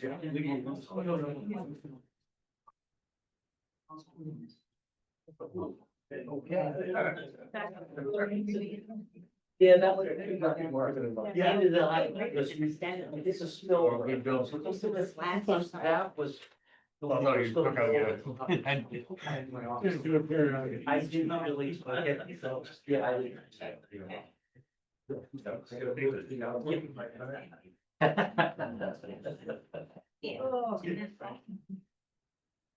We still, wired up? Yeah, we are. Then, let me call the meeting back to order. And, I think the next order of business is, read the public hearing, Rob. So, All right. take it. In accordance with the town of Bellingham zoning bylaws, section 240-16, development plan approval. And section 240-54, stormwater management, the planning board will hold a public hearing on Thursday, August 14th, 2025 at 7 PM in the Arcan Meeting Room in the Municipal Center located at 10 Mechanic Street, Bellingham, Mass. 02019. The applicant, Wall Street Development Corp., provided a plan set entitled Blackstone Street Improvements prepared by Allen Engineering and Associates, Inc.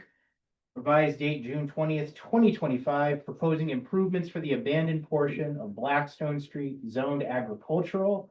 The total improved roadway length is approximately 1,900 linear feet. Location of the proposed improvement is located adjacent to parcels identified as map 62, parcel 5, map 66, parcel 1, and map 62, parcel 1. The owners of the parcels are as follows: map 62, parcel 1's Varney Brothers Sand and Gravel Inc., map 62, parcel 5, Varney Brothers Sand and Gravel Inc., map 66, parcel 1, SAC 2 Realty Trust. Plans were prepared by Allen Engineering Inc., 140 Hartford Avenue, East Hopedale, Mass. 01747.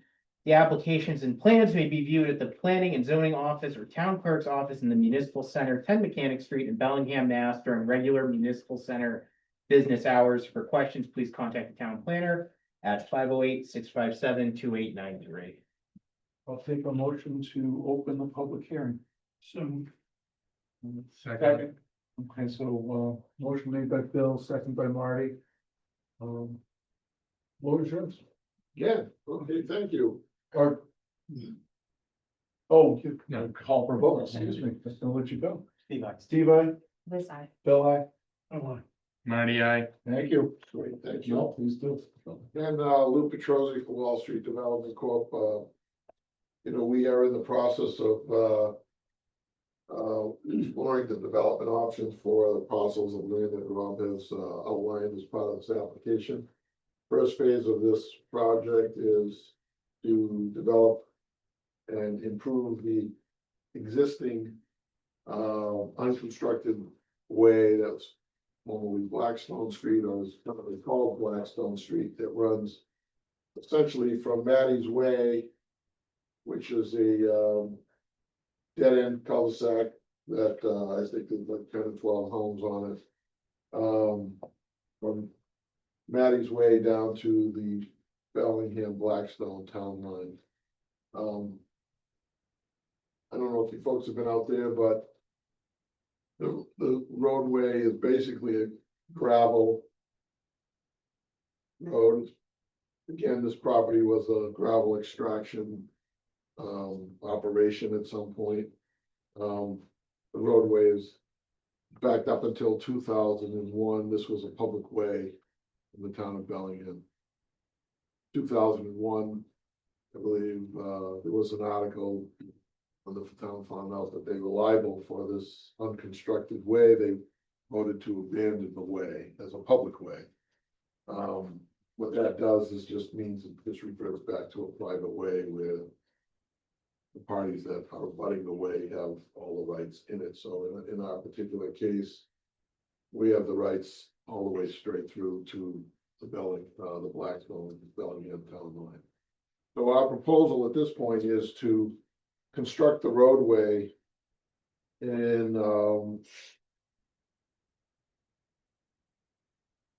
construct the roadway from Maddie's Way and create frontage for, if there's 12 lots altogether, that are maybe 10 or 12 lots that are lots that have been approved by an A&R plan previously submitted. So all of the standard construction standards of the town are being applied here in terms of the construction standards. What is the roadway as it's currently designed is 22 feet wide pavement with Cape Cod berm on either side. There are no sidewalks. We'll have municipal water extended into it, and we're not quite sure about utilities or anything like that beyond that. But the stormwater aspects of it is detention basins that will capture the runoff from the improved roadway. This section of the roadway down approximately 400 or 500 feet, we're showing a temporary cul-de-sac that would provide an area where construction vehicles can and other materials can be stockpiled there, or that they can have parking off of the main drag. And then eventually, even though we have the ability to go straight through to Bellingham Road, what we're proposing at this point just simply is to add another cul-de-sac at the town line recognize that this, whenever you connect two dead end areas, there's always a concern about cut through traffic and increase in traffic. And we've heard this before, so at this point, we're proposing to have a cul-de-sac at the town line. Keeping in mind that we have an additional 9 acres in Blackstone that will be part of a project or some sort of part of the project that we would be purchasing as part of this whole package. So not much more that I can say, except that I'll just show you the, again, I don't know if you folks have been down there, but I'll just show you the profile of the roadway. Just so at Maddie's Way here, the roadway is fairly flat, gradual. We get to a crossing here where there's an existing pool, vernal pool in this area here, and vegetated wetlands. So we've designed something, we're currently in front of the Conservation Commission regarding the construction of this area that's within their jurisdiction. So the road gradually rises up to an additional slope. I think it's on this plan, it shows a 10% slope going up.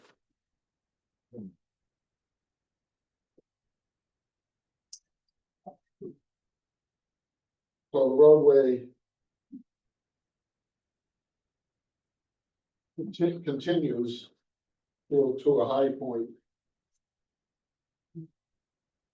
Continues to a high point and then drops back down and eventually flattens out at the town line again. So,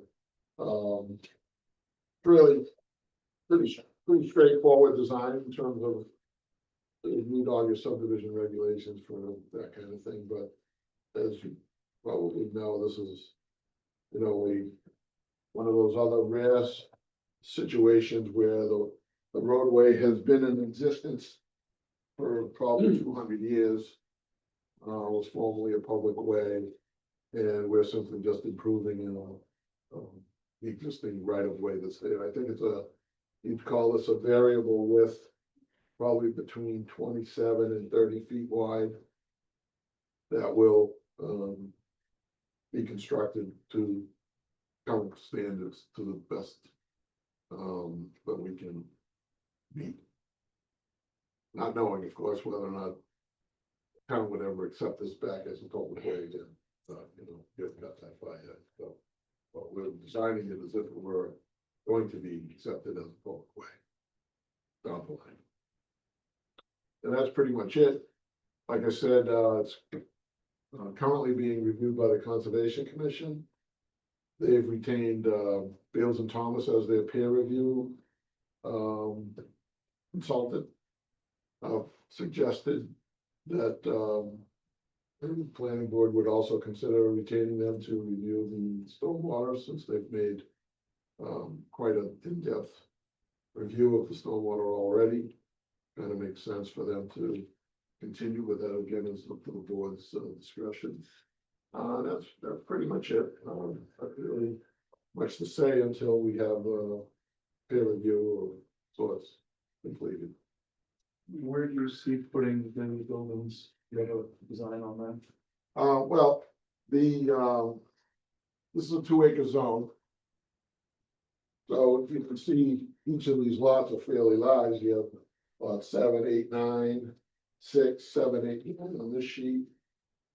And you have, on this sheet, you have 3, 4. We've already got 2 lots that are further up on the paved area of Blackstone Street, plots 1 and 2. Those have already been submitted to the Conservation Commission. We have orders of conditions to build on those. So, and then as you get further down the line, the property that is owned by Bonnie, which we don't show here, Bonnie, they own another 28 acres on this side, so they'll get a couple of lots. And this here is a reserve for future roadway into the balance of the site when we get into developing or proposing, and the total acreage of the properties that we're engaged with is over 200 acres of property, so it's a substantial project, and it's gonna take lots of talk and lots of exchange of information to see what the town is interested in doing. I think at one point we did submit to the board, I don't know if you recall last year, that we submitted a preliminary plan for land that's owned by another, by Rosenfeld, on the opposite side, which was a 12 lot subdivision. So there's lots of things that are in the mix for this property, so. It's really it for now.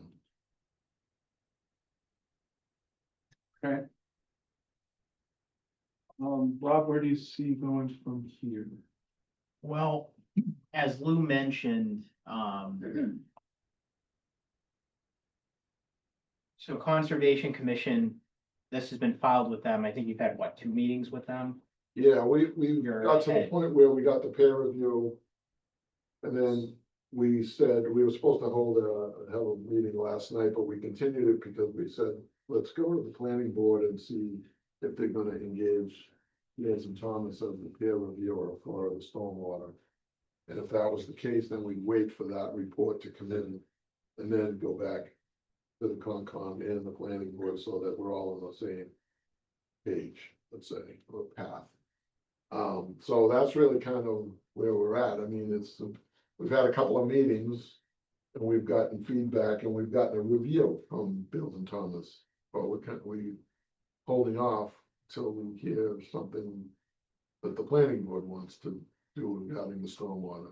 So I did reach out to Beals and Thomas to see if they could pull together a peer review scope. I know based on the Conservation Commission's review, our conservation agent has been happy with their services.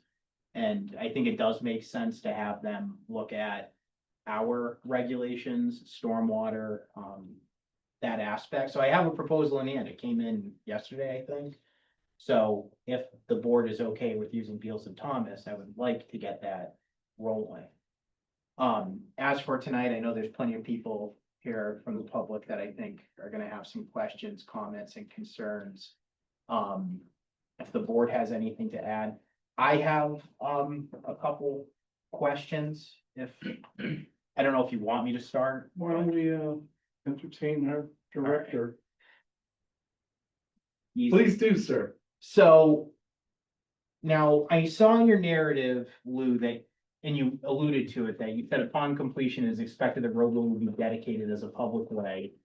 And I'm glad that you mentioned that, you don't know if that's gonna happen yet, because that's not as simple as this board or anybody really making that determination. That's a town meeting vote. Now, a couple things. So your cul-de-sac at the end. I know that there's been plenty of dialogue previously about this being a cut through and generating traffic, so a cul-de-sac, I think, is beneficial to stop that from happening. But I've noticed there is a large portion of that cul-de-sac that is not within the abandoned right of way. So what's the plan there? There would have to be an easement, turnaround easement. If we did keep it there, right now it's meant to have an area where vehicles can turn around if they need to turn around, but yeah, certainly like anything else, there's 2 things, whether or not the town takes it over, or whether or not it remains private. If it's private, then it just remains an easement on that particular lot. If it's dedicated for public use or public way, then obviously that would have to be added to the plan as a part of the right of way. Correct, and what would entail that? What do you mean? To create the right of way for the end there? It's just the plan. I mean, I don't know, you'd have to talk to town council or so. I agree. Now, the other thing, I know you mentioned that you designed the road per the construction specifications. Bellingham, which I assume you're alluding to the subdivision regulations. Yeah, construction standards, yes. Okay. One item to note, so I guess before I even make the statement, have you talked to public safety at all Yeah, regarding the grade and truck turn figures for that cul-de-sac? no, but we will. I mean, obviously, we understand that, they want to turn in analysis and all that stuff, but in terms of the grade, it's a 10% grade. I think that's sufficient under the fire code or so, it's, Yeah, talk to them about that. And our subdivision regs also put a maximum percentage. If you look, it's 8%. I mean, 10%, that's fairly steep for a public, right, Right, or private. Yeah.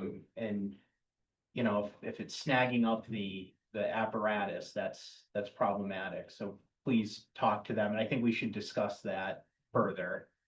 And I will generate a comment memo just for the record, so you have it, Lou, so you can actually respond to some of these and get the conversation rolling with public safety and for the public to see as well.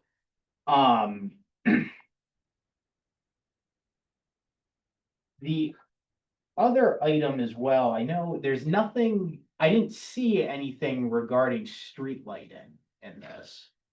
I don't know, the engineers put it together, so if you can. I would think that, certainly for those road this long, we need some sort of lighting. I completely agree, so We haven't really decided on whether or not, the utilities would be underground or above ground, so those kinds of questions are still unanswered, let's say, at this point, but certainly can be part of our punch list of things to look at. I believe the utilities become underground for the abutting Maddie's Way. Anyone who, I imagine there's Maddie's Way residents here. You have underground utilities, right? You don't have. We do, Maddie's underground. Yeah, Yeah. so, The thing with underground utilities for this is we may not have enough width in the roadway yeah, to put underground utilities, and so, it's unfortunate, we only have a 27-foot right of way, so, well, what are the possibilities of extending that? well, the town owns the land on the north.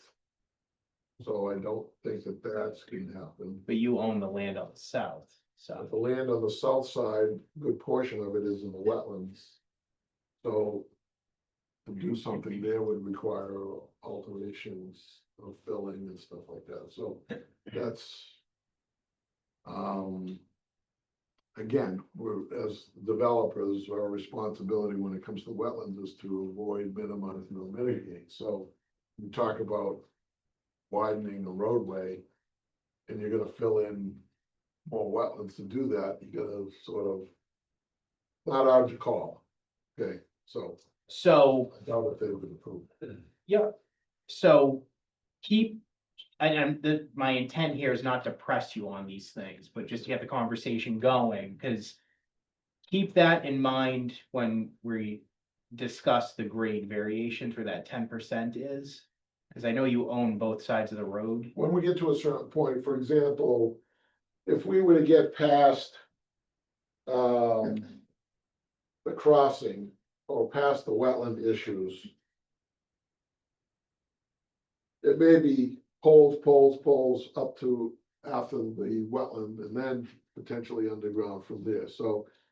You have to review the site and go through the motions with Concom, feel out what their preferences are, but I know this particular area is fairly sensitive to them. And so once we get past that, there's very little jurisdictional wetlands that have to be dealt with, but they do own this parcel to the north. And talk about archaeological features that has some. But they are not likely to allow us to encroach on their property. You know, that's their problem, that's their issue. My last item I will just note as well, so regarding the width, I know you mentioned it's a 22-foot width. I think, if I'm not mistaken, and I'd have to look, I think the subdivision regulations specify, I think there's a clause in there for the private way, which is more of like an oversized shared driveway for like a 4-lot subdivision. And I think that's the only one that calls for the 22-foot width. It, you know, 24-foot width is standard. Right, well, let me just say this regarding this roadway, pre-existing the subdivision control law. Mhm. We're responsible for trying to meet your regulations to the maximum extent feasible. So your regulations call for a 50-foot right of way, we can't meet that, so we're not gonna even try. And Well, so you the same- could. No, we can't, we're not required to.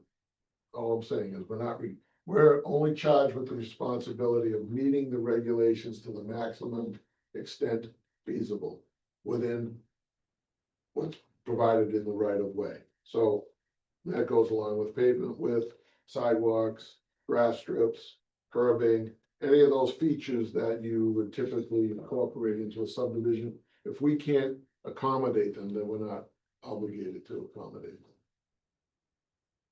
For these kinds of ways that are pre-existing ways prior to the adoption of the subdivision law, which this obviously is.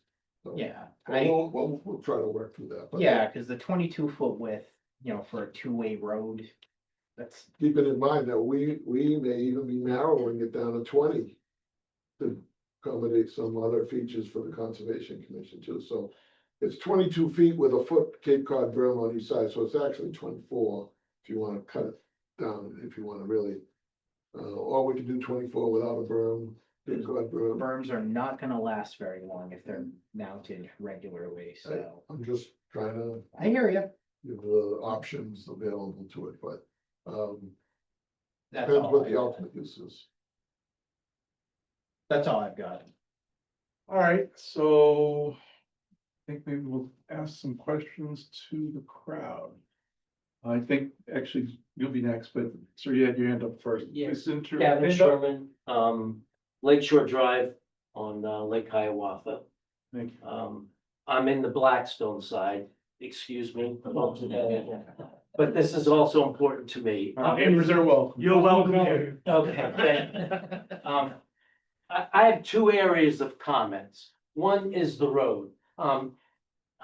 First, I'll just deal with the road. First, I think everybody is clear in here that the cul-de-sac, the end to the road, is just the beginning. He's just doing that because he wants to get what little he can in.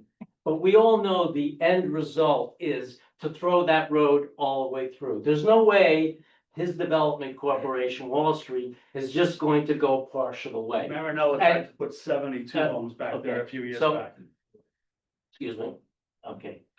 So the idea that this board or this city would actually approve a road going through, because this is all just smoke screen stuff, and we all know it. We all know how developers work, a little here, and then 5 years from now will be, oh, a little bit more. So, no, you had your choice, you had your speed. I've been through this before, Of but course you have. I've dealt with developers before. So the idea that we would allow a road through here for all those people who built on Bellingham Street and Blackstone and built homes on Blackstone Street to turn it into a major thoroughfare is just unbelievable. I mean, just think, you built your house on a dead-end road, and all of a sudden, this guy's gonna come in, and you're actually going to allow a dead-end road on both ends to be a major thoroughfare, and it will be, because we all know what Blackstone Street by the high school, because that traffic goes on Lakeshore Drive right now. And I should be the one saying, oh yeah, build that road, because all those people who cut through on Blackstone, on Lakeshore Drive, will now go on Blackstone Street. So the idea that this road, any length, would be approved, to me, is just denying what he actually wants in the future down the road. The second comment is about Lake Hiawatha. We have been through this 10 years ago. This is the watershed to the lake. This is the watershed to Lake Hiawatha. I read the report. There was nothing in the Goddard report that mentioned anything about the underground springs that feed the lake. All they talked about, and it was a good report, I read through it, I saw all the nice pictures and stuff, was about the dry stream beds on the top. But Lake Hiawatha is fed by springs on the north side, that side where where he wants to develop it.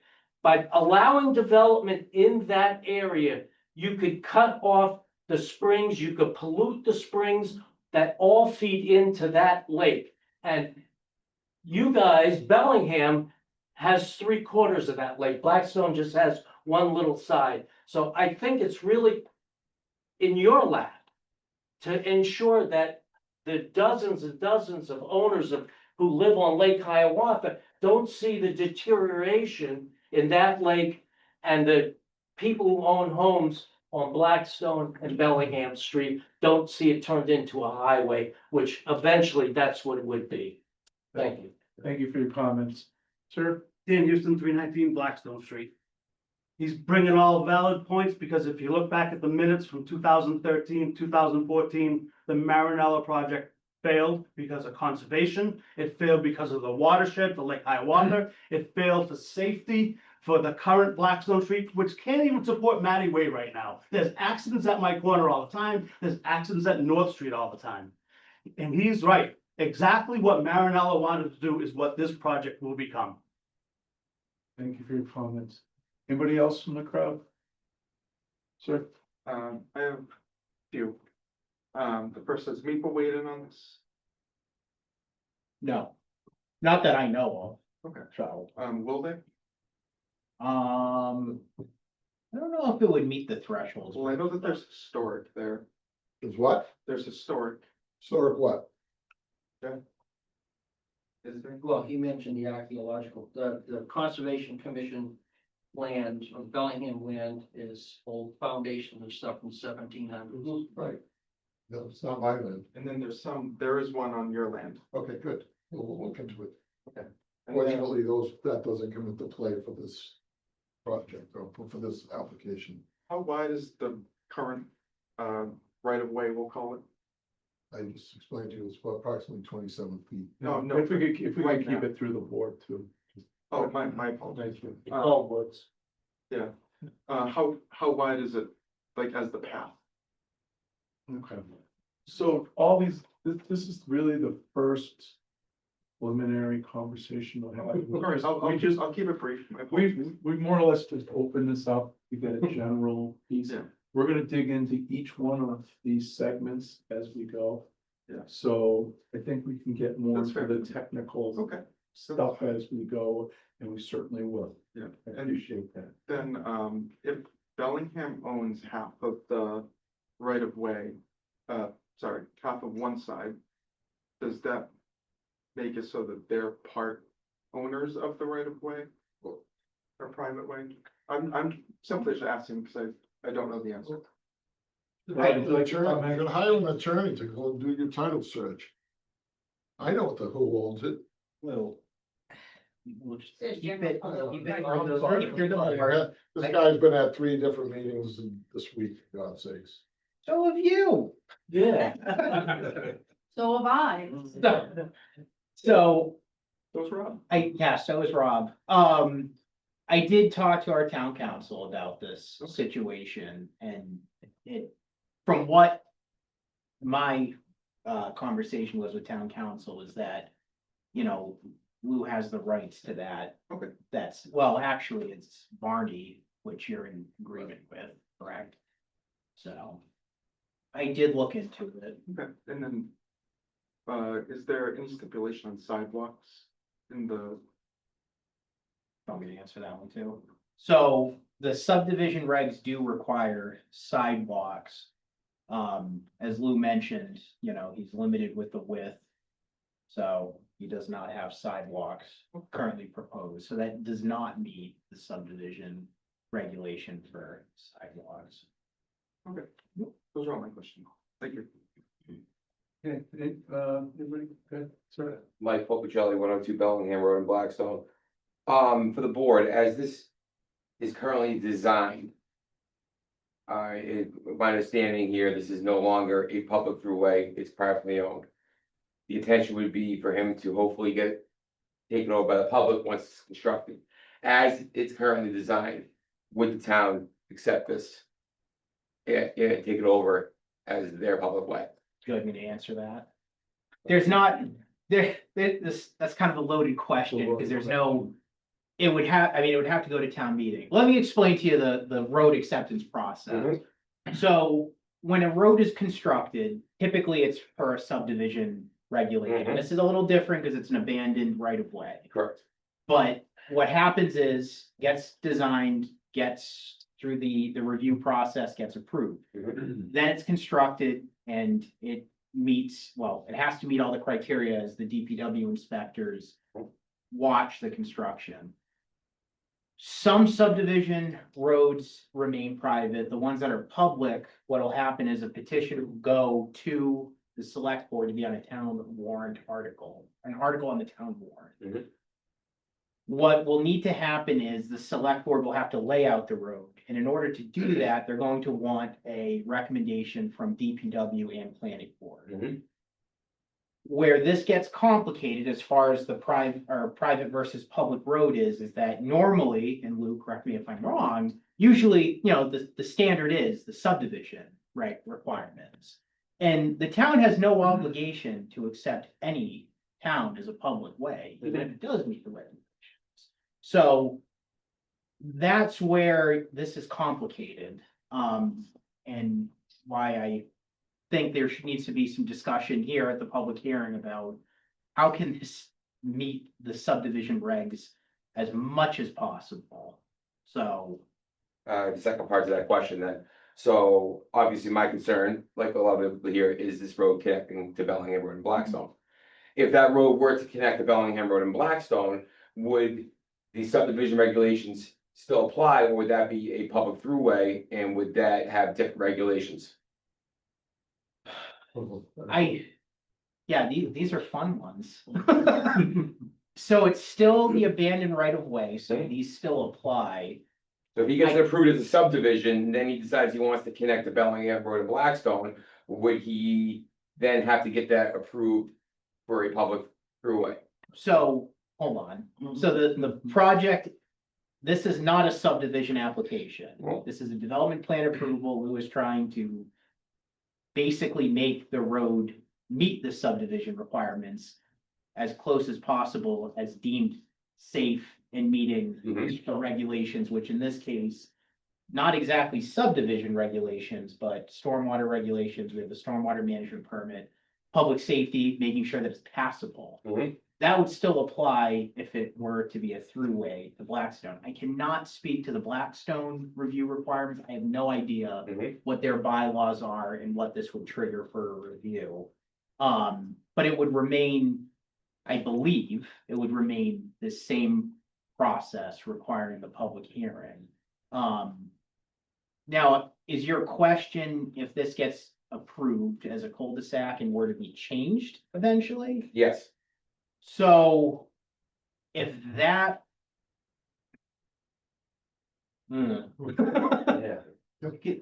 Sorry, go ahead. So let me just put, so Sorry. we're gonna be purchasing the land at the end of Bellingham Road. Is that also a Varney parcel? Yes, This is the one that would be on the gas line, so this would be the one abutting my property. could be, yeah. And that also is that portion of roadway is unconstructed at this point, right? From your property line up to where they have the concrete blocks that are block the road. Yeah, all your engineers are parked right in front of my house. Yeah, so it's possible, we could do it now. I'm choosing not to do it. You can accuse me of like blindfolded, trying to trick people or whatever. I can do it now. I can do a separate project in Blackstone. I can do a lot of things.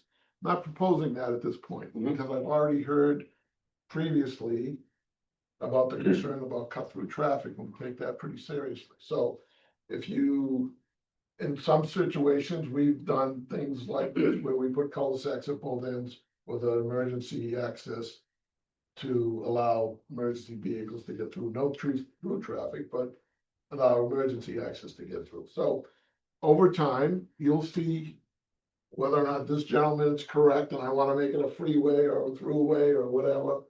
But there's gonna be a development there. I'm not, you can say whatever. Well, you want. I mean, what you have designed right here, I mean, Right now, I'm trying to protect your side of the street. I understand that, but I know as well as anyone else, this is only phase one. There's no money on 11 house lots for 1,900 feet of road. I have 200 acres there. I know that, but you have to get this approved first before you take your next steps.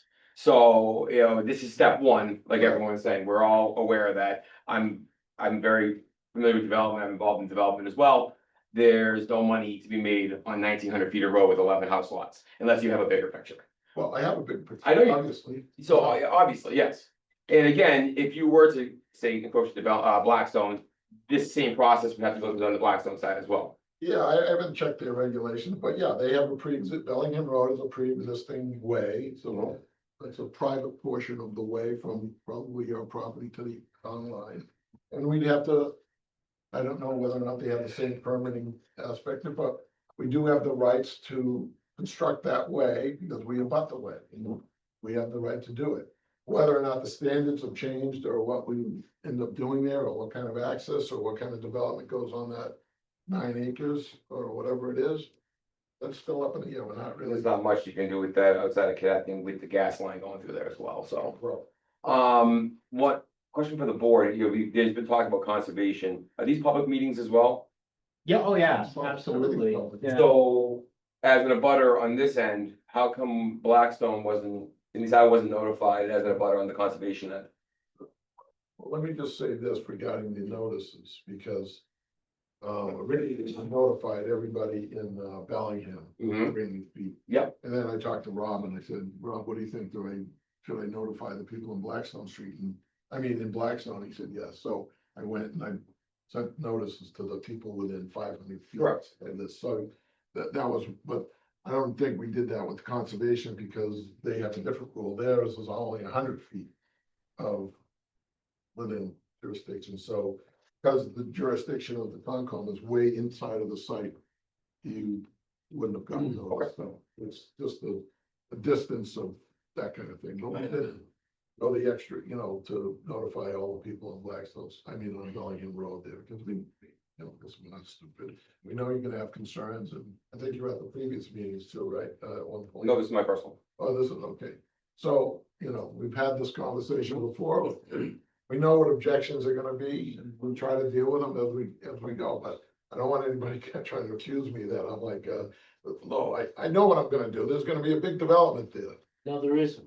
Yeah, so if you're interested in the No, conservation there isn't. meetings, You don't have a, you can please. call the office. Rob, you can get them a calendar, right? Or was it every second, second or fourth website. Wednesday on the website? I'll double check that, Yeah. make sure. If I'm not gonna be notified, at least I wanna, I'll let the person try to keep you. You can look at the minutes too, going way back, but some of them are missing, Yep, so you'd actually have to, because I just found out about this myself. Yep. So I'm kind of behind the 8 ball. Yep. I've got minutes after minutes. This stuff, I'm pretty sure that the road is abandoned by the town at a town meeting, Mhm. but that doesn't mean that he Yeah. can't do his private thing. Mhm. But So if I could take the conversation back, so Hannah Chase is the conservation agent here in town. Uh-huh. I would reach out to her as far as the calendar, meeting minutes. You weren't trying to get. can I request to be notified for these meetings that involve his projects? We don't notify. It's not every meeting that. Yeah, I know. notify, But, it's on the town website. So I was gonna do Yeah. that. I'll And email you you. can call- just email, call into the office and call into the office and we can find out. what's You going can on. also come visit us. Rob's the I made a office. couple visits to Rob, so. Yeah, he's good information. Yes, so. one last question here, the town has no requirement to take over, a privately built road, correct? No, there's So- no obligation to take over this. So again, if Bellingham decides not to take over the proposed road that we wants to put in, Private. Privately. would you still be able to connect to Blackstone Yeah. without it be, so you just have a private section from Blackstone through to Yeah, Matty Way? yeah, so the same rights exist on the unconstructed portion of Bellingham Road that exist on Blackstone Street. So it's just a question of design and what, how you want to approach it. So at this point, I'm gonna encourage everybody to keep coming to these meetings. We'll get deep into the weeds on all these topics as we go. Call Rob at the office for info. He passes out his cards all the time. No, if I He have- likes hearing from everybody, and so do we, but I encourage everybody to stay involved, okay? Besides taking out business cards, Rob? I don't have any on What are me. you recommending we do from here at this school? Well, We don't want to ask the board for questions, I think, Yeah, but, I wanna ask, yeah, why don't you ask the board and then? okay. I'll- Marty, any quick concerns? I know there's lots of them, but you can get into them later. Yeah, I was gonna say, I've got a lot, in as much as the right of way issue is prevalent in my mind right now. Working that out, and then. As stands right now, when looking at the width, not meeting the subdivision regs. It's of concern, and we've gotta talk through it more and figure out what can be done, because I do know the roadway. Going down to Matty Way, I actually looked at a house on Matty Way when they were further building. So I know of the dirt road because I used to ride a dirt bike down there when I was a kid. So I do know the area fairly well, so that's a concern of the width of the roadway and the traffic flow that already exists on Blackstone Street up to the high school and North Road and. No, the concern of Bellingham Street, so it's definitely, there's too many to just dive into. Lots of concerns. Yeah. Okay, Bill? I'd like to raise 3 points. The first is, Lou, you've sat here for several meetings on your project with the fire chief here.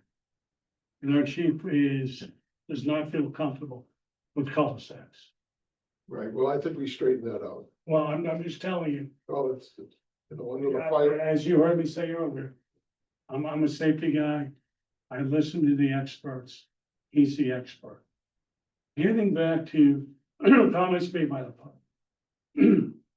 When I first moved here, I looked at a development off of South Main Street. It had a cul-de-sac. Didn't know anyone in town.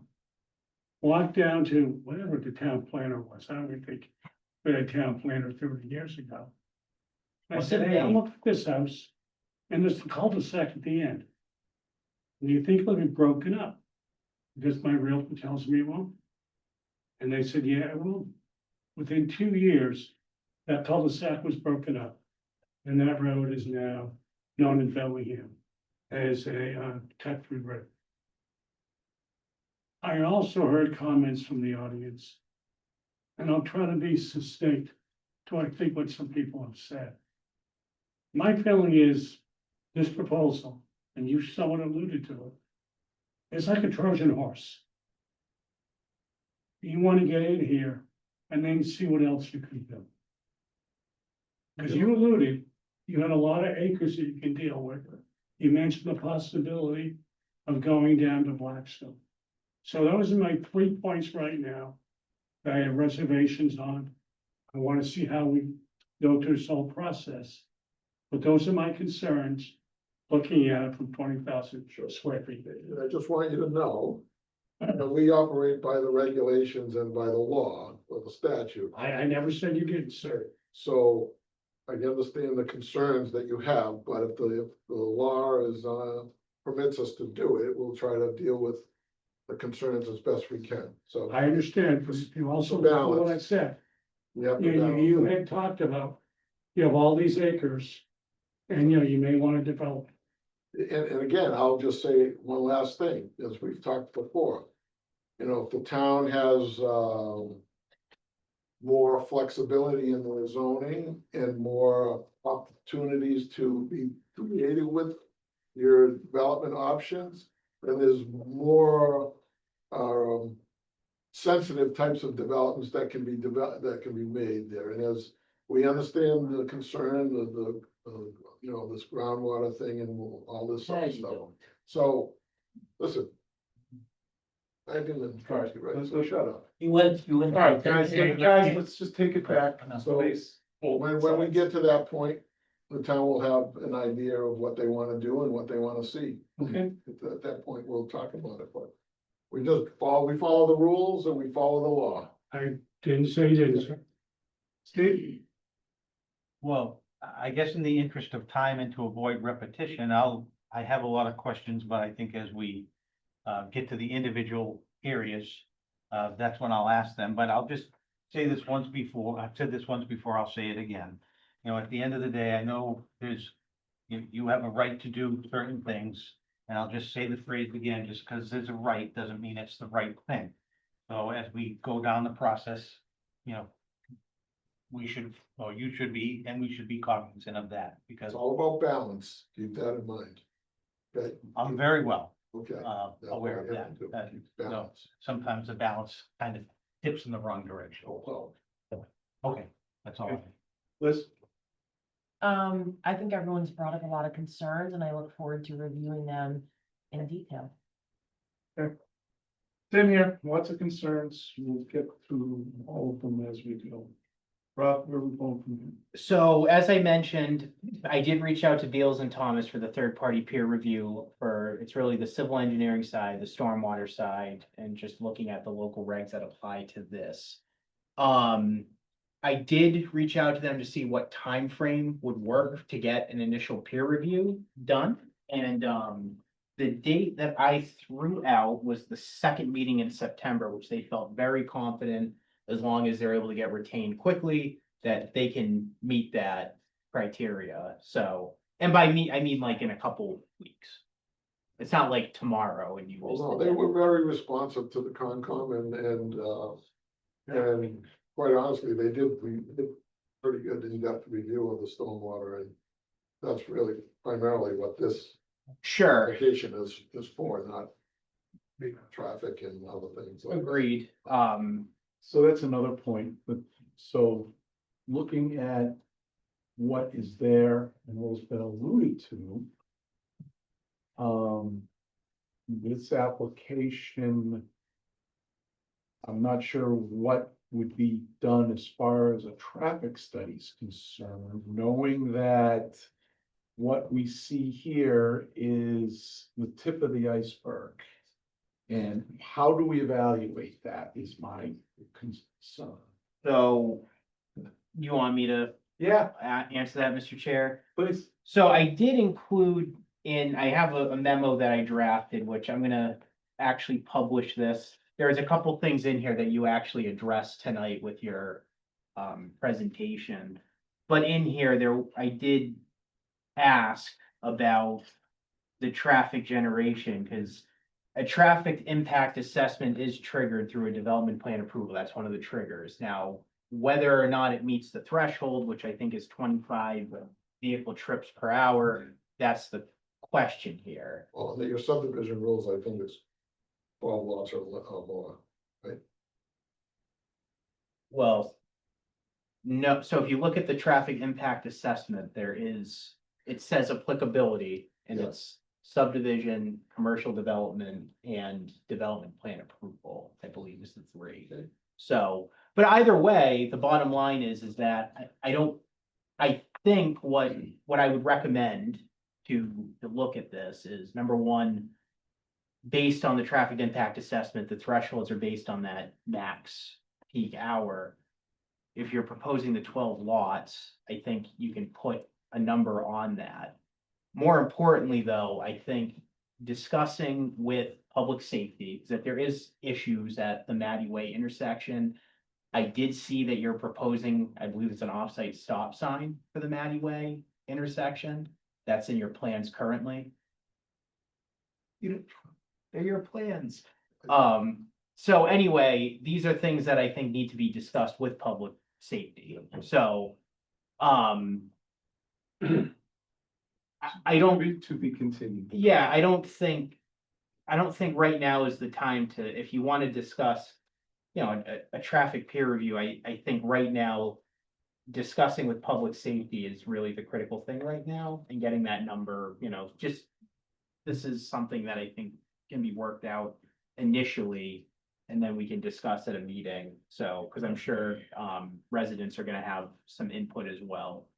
So, with that, I can get the Beals and Thomas, process going. So that's that. I would recommend continuing to the September 25th meeting, so the second meeting in September. You're making a grin. How does So, we've got, the other project, which we've been trying to keep separate. And I, the 25th might well, we can worry about that. worry about that another time. Yeah, they're not, we don't know when that's gonna get continued, so. Okay. So I So, wanna try this September 11th. Do you don't think Bills and Thomas can turn around the peer review in 4 weeks? I threw out the September 25th to give them just some wiggle room, so, I know they've already been through it, so I don't know. well. yeah, I we think- very rarely get that. I would like, that quickly. I would feel comfortable with the Okay. September 25th. Sure. And then the decision deadline is fast approaching. It's August 23rd, so that's gonna get moved out. So. I don't know what you guys want. I don't know what the flavor is. I would say, well, look in the calendar, November 28th. The end of November. I mean, it's kind of a mute thing anyway. No, but that's not the reason. What is it? The decision deadline? Yeah, Yeah, is that okay? I don't know. Depends on how fast you get the peer review and what they say. I don't think. Well, there's no harm in pushing it to November. The last day in November, I heard Bill say. What is Yeah, that?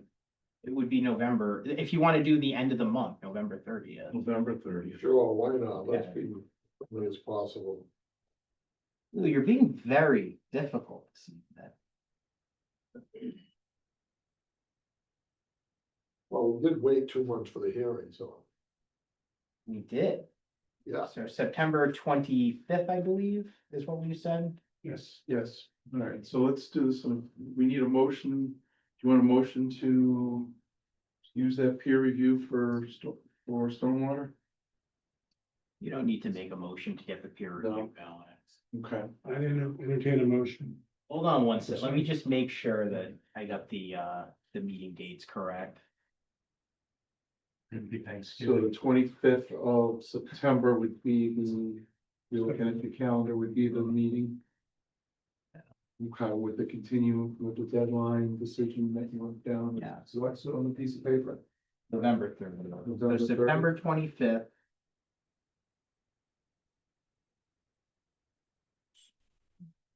Okay. And decision deadline extended to November 30th.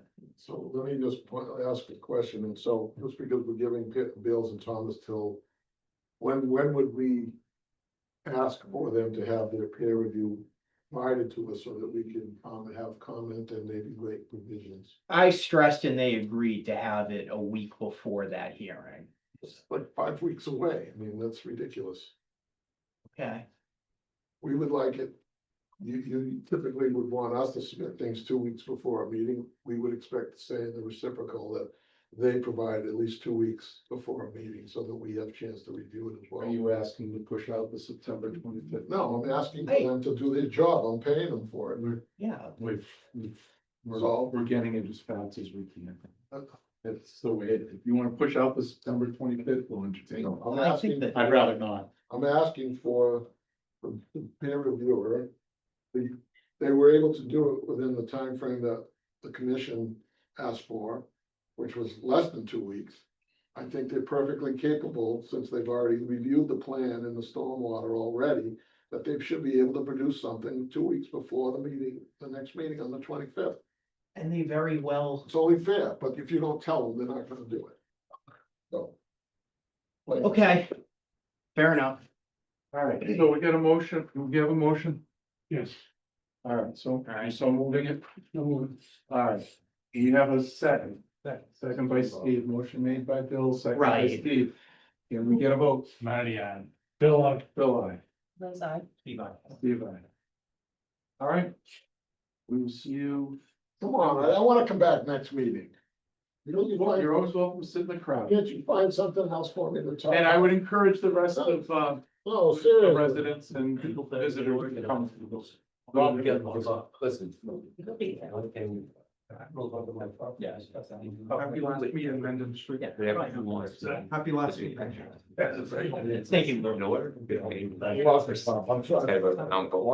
Yeah, sure.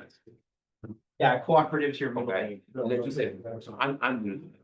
Have a good night. What do we got left on? Oh. Yeah, let's get 123 Mendon.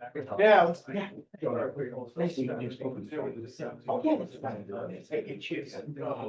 Yeah, I'll be in touch. okay, sounds good. You guys awake still? Who's fantastic? Yeah. Apologies. Quick handout. All right, so, Rob, what do we got? All right, so 123 Mendon Street, this one was continued. If you recall at the last meeting, it was continued because there were a couple comments that were remaining on the peer review. I was curious. Yeah, we want to see the renderings a little bit. Hey, we got another hearing going on. Yeah, no problem. Thank you. Have a good night. Thank you guys for listening to my crap. So at the last hearing, there were there are very minor peer review comments. It was basically just about radii for curbs and extending these bump outs to allow vehicles to back up a little bit better. So went through them, and the good thing was with the peer review comments, it wasn't really, they didn't leave it open-ended. It was pretty much, recommend doing this. They did it. They closed out the comments. I reviewed it. So I think that you guys are good to go as far as issuing a decision. I drafted the decision for the last meeting. I can go through it very quickly if that's helpful. It's very straightforward as the development plan approval goes. Yeah, why don't you hit a couple points on the lighting was an issue. I think that's been cleaned up. Yeah, and if you recall too, there was the question about the architectural rendering, which Yeah. they provided. It's in your Dropbox. You probably saw it. So there was an architectural rendering. So that's no waivers needed for that. Just two things to note in the draft decision. I do need to change the dates. I kept it July 17th. But as far as the conditions go, really the items that are specific to this condition number 2 is regarding the lighting. So there was no lighting photometrics plan that was included in the submission because with the size of the site, it most likely is just going to require wall pack lighting on the building, which is going to be taken care of through the architectural design through building permit. But what I did include for the condition to make sure that we meet the specs is prior to construction, applicant shall supply town planner and building inspector with a photometrics plan for review and approval. Any proposed exterior lighting shall be dark sky compliant and deter any light spillover onto adjacent properties. That takes care of that, and that'll be done. Usually it's just when the architect sends in the building plans. 3 is regarding the curb cut onto Mendon Street. Since it is under DOT jurisdiction, there are approvals required through DOT. And all I put in here was just that prior to construction, we receive proof of those approvals. So that's 3. 4, they are providing a retaining wall, and I just stated that, and this is also part of the building permit side, but just to kind of put some checks and balances in here that prior to construction, we can receive the stamped retaining wall design plans from a licensed structural engineer. So that's just common.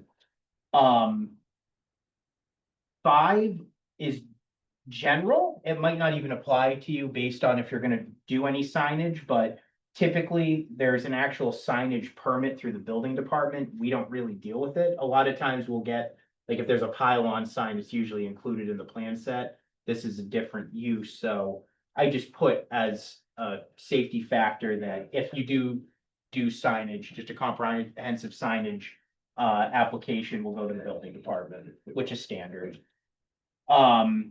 6 is regarding the Title V approval. It's a septic system, so, you know, we just need a copy for the local Board of Health approvals, because this is not connected to, Right. And it was approved, I think, in December. oh, there you go. Yeah, I chatted with Bill. That's okay, so you're good there.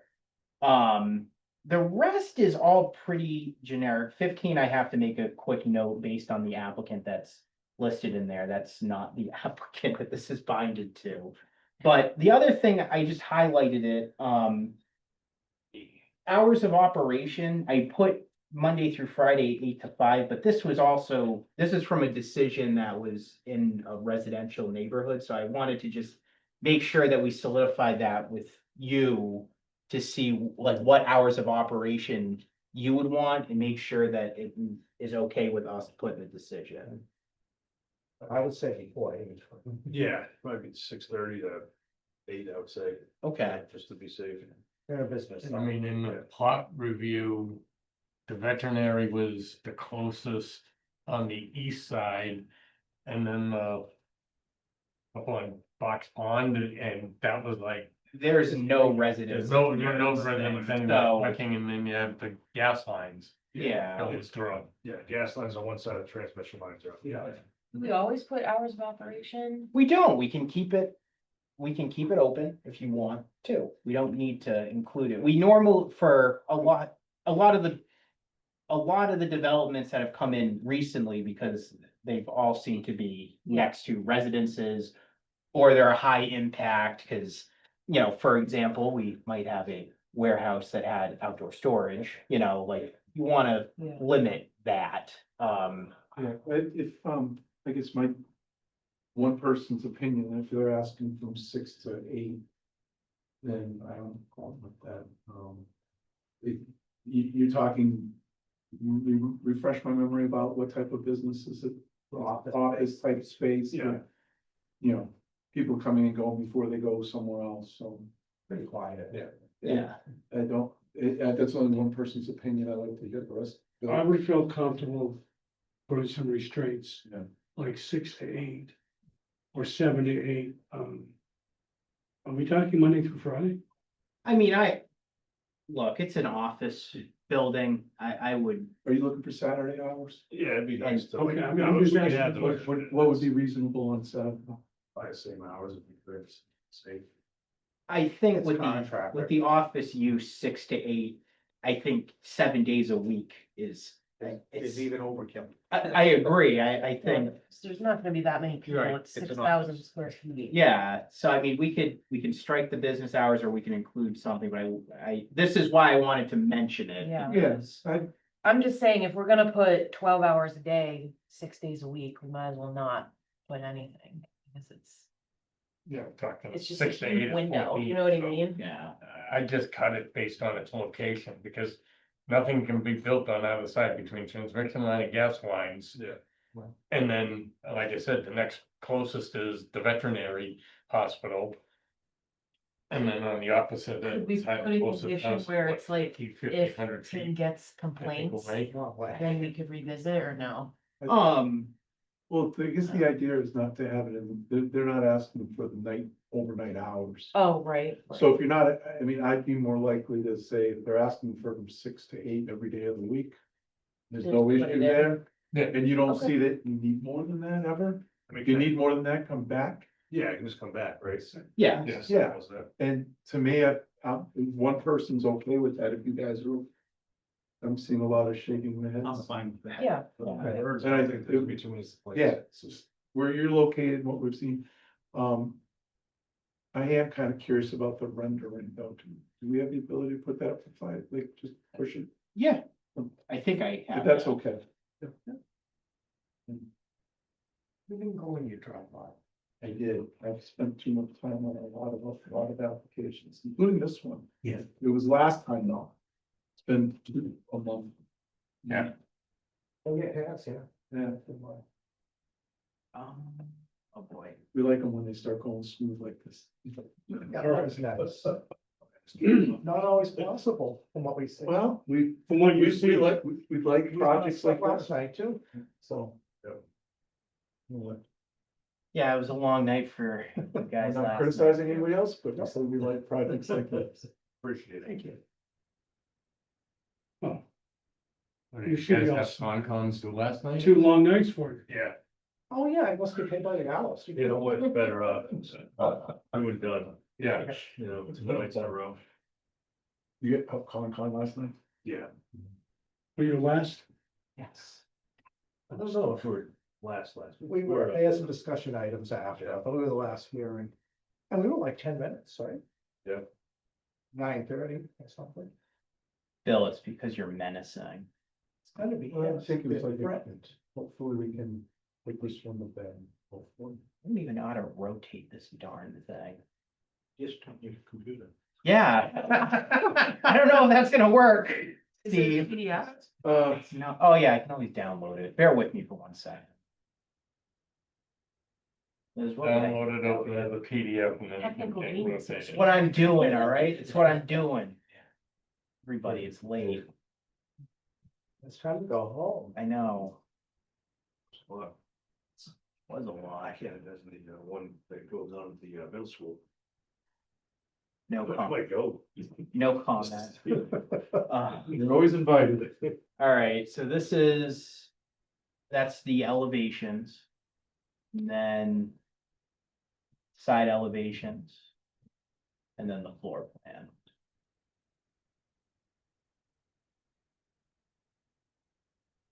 And you're renting out the individual suites?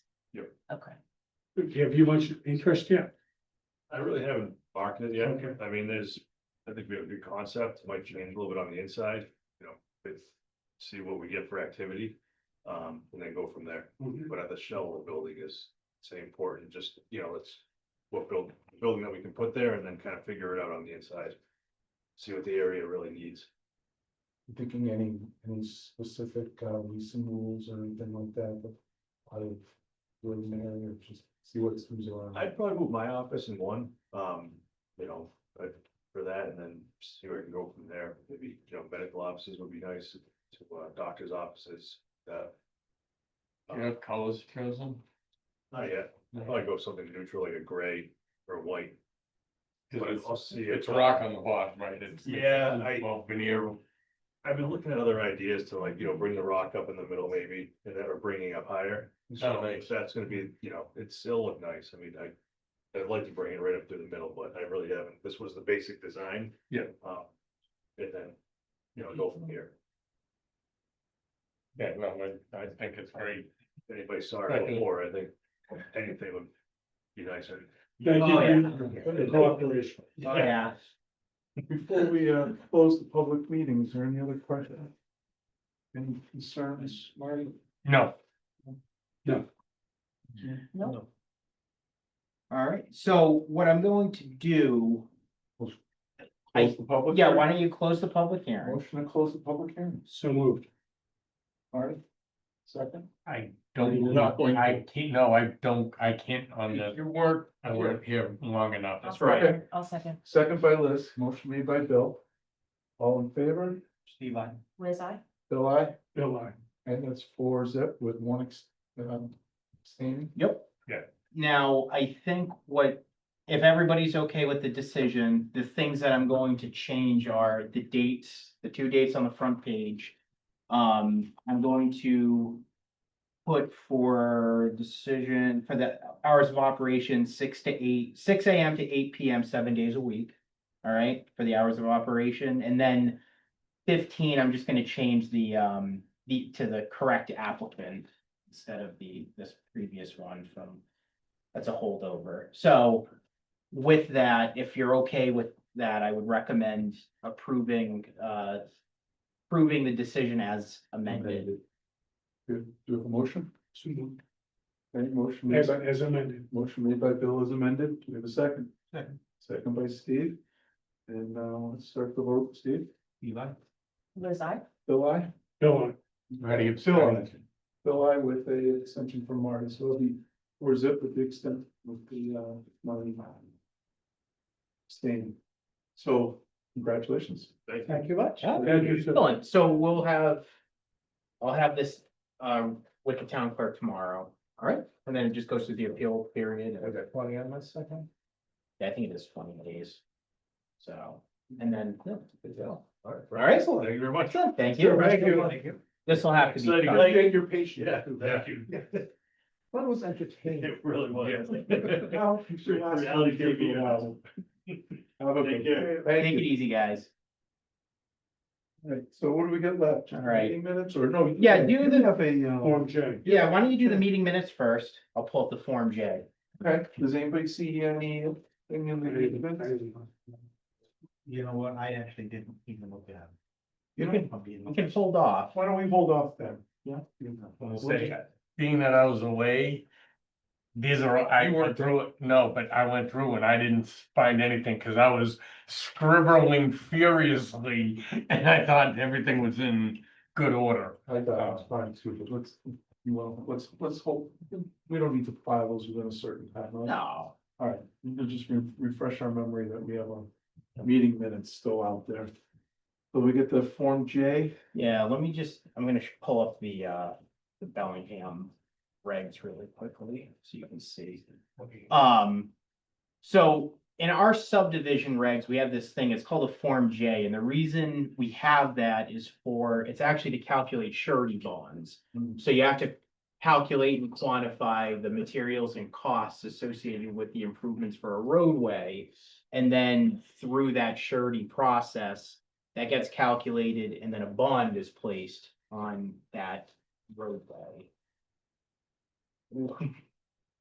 What we found out recently was that our current Form J, which I'm gonna pull up, which is dated and not user-friendly. Oops. Shoot. Hold on. Essentially, What do you mean it's dated? Either it's a certain date or it's dated in. Like in. It's outdated. it's, Yeah. it is Antiquated. it is exactly what you, Antiquated. it is exactly what you think, Dated. Bill. It Okay. is. It's a dinosaur. So this is the Form J guarantee estimate Okay. form. As you can see, it's based on cubic yards and square feet and line items associated with, it's all based on the Mass DOT bid specs.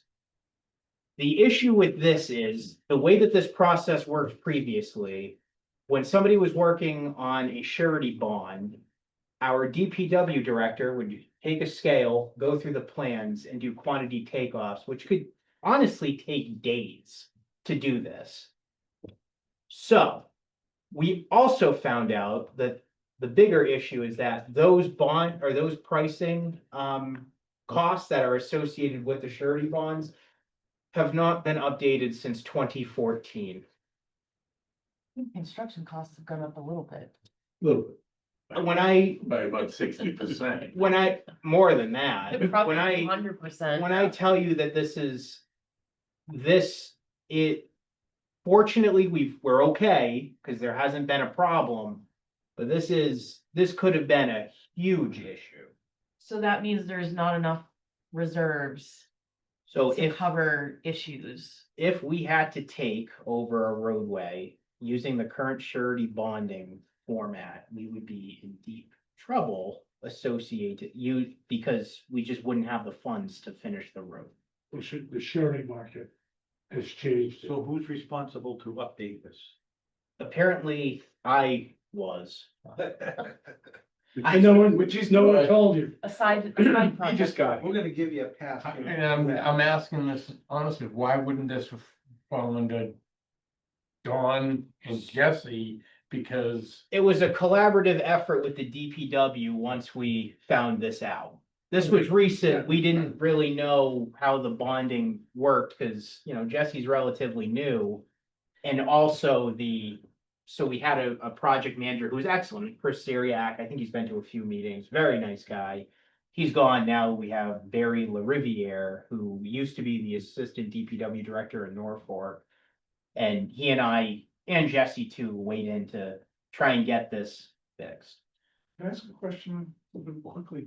So this is all roadway, but for example, if there was a subdivision, we'd have detention basins and stuff like that.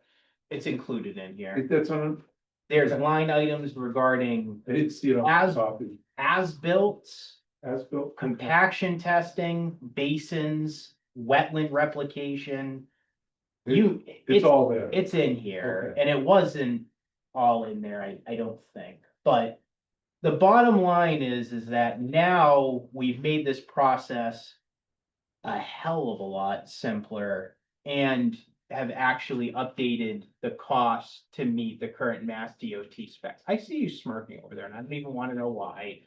So the way that the new Form J is going to work, I took our current subdivision regulations, which are based off of a specific right-of-way width and a specific roadway width, and the pavement courses with their depth and width. It is fine-tuned exactly to our subdivision regulations, and the costs associated with the quantity takeoffs are now current 2025 numbers. They are a lot more than the 2014 numbers that we had. With this as well, instead of having the DPW director doing a quantity takeoff like it's, the 1980s, now this goes to the developer. They can take just the linear feet of their roadway that they're proposing, plug it into the Excel format.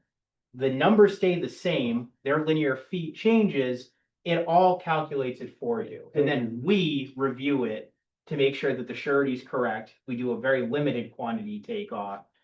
And then the surety bond gets approved in place. As you know, we've voted on surety bond, sureties here.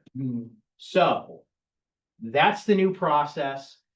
So much better than the previous one. And because it's in our subdivision regulations, it just requires a simple majority vote from the planning board to now update that Form J. I'll make a motion to accept the new Form J for surety bonds. I'll second Okay, discussion? that. I have one. Sorry for the smile on the face. I don't know, when is this applicable? Would it be applicable to things in front of us right now? So typically, even if there's a private subdivision, we'll usually have some type of form of surety. This is actually, you look at the townhouse development, Blackstone and North Street, the five buildings, triplexes. That's a private roadway. It's, I think, Whitman Circle is the name of it. That's private, will not become a public right of way, but there is going to be a surety placed on it, and they're gonna be using this. Good. So it applies to private and public ways. So do we have any projects that are currently under the old one that we're under, funded on? Fortunately, no, there's 3 projects that we're looking for surety ASAP, and we've basically said, this is why this was such a critical thing to get done. This was rough. Great It's just a lot. No, this is awesome. Right? I know what. Yeah. Pivot table was in it? Oh, yeah. it's- Password on the cell files, Rob. Looked up the formulas in AI. Sorry, that's all right. Yeah. So, how often does this get updated? And I'm asking that because you probably want to put something in the, if this is going in the back, right? So I will be honest with you. Yeah, This format was utilized in another community that we set this up in another Yeah. community when I was in the private sector, and it worked phenomenal. yeah. We would update those prices every 2 to 3 years. The thing is that the reason why it was only updated 2 to 3 years was because the town needed a consultant to do it because they weren't familiar with the DOT bid item list, because it is very complicated if you don't know how to do it. Yeah. Fortunately, you have staff that can do that. So what I would like to do is update this every year to make sure we're on top of it. Yeah. Would you put that into the rules and regulations, or would you leave that open? No, I would leave, because it's gonna be a procedure, an internal procedure to keep Internal those procedure. updated. Okay. Yeah. So that's what I would do, because it's Alright. not, the subdivision regs are gonna be more for binding to the applicant, not so much to the Staff. exactly. Okay. Please don't bind me to things. Well, But give you a recommendation on doing that yourself. Yeah. The first meeting in September, do we make a motion now? No. To Oh, well, I'm saying, do we make a motion in consideration, just talking? Conversation of put it in the minutes for this meeting that we're going to revisit the Form J next September's first meeting in September. That way it gets put on the minutes, the agenda, and then at least it gets brought back up. We need to. We don't have to say we're voting on it, but it's just discuss it again so that it stays fresh. I mean, I can make sure that it's revolving on the calendar, like we can note that. so, so. or you make a meeting minutes note that the director foresees updating it periodically, perhaps every year. Yep, and I think that, I think that's a meeting minutes thing. yeah, and getting it on the schedule though, I think would be good, you know, if we Yeah, aim with the for this calendar. time. Every year, that's Yeah. fine by me. You're okay with that, Marty? Yeah, that's kind of what I was saying, is just get it acknowledged Acknowledge. so that It's in the minutes. minutes. Okay. Updating it isn't super difficult now. No, The base Process, is there, yeah. And the other thing too that we did, just to note. So the bid prices are one tab. This is the actual Form J that will get submitted to us, which is the second tab. This third tab is percent to complete, and the reason for that is because, as you noticed, we've had partial releases in numerous cases. Because for larger subdivisions, there's a lot of money that gets bonded, and I found out, the developer, that there's actually a cap on bonding that the bonding agencies will implement. Like, they're not gonna want you to bond $6 million. They're gonna want you to, you know, if the bonding is $6 million for a subdivision, they're most likely going to put a cap of 3 or 4 and say, look, you want bonding for the next phase of roadway. Yeah, get your release to a certain amount on the first phase, then we'll start talking about the next phase. So that's why this percent complete just makes everything so much easier. Does the calculation for you. Makes a lot of sense. Yeah. You can conditionally format it, so like the really low ones are red, the low ones are green.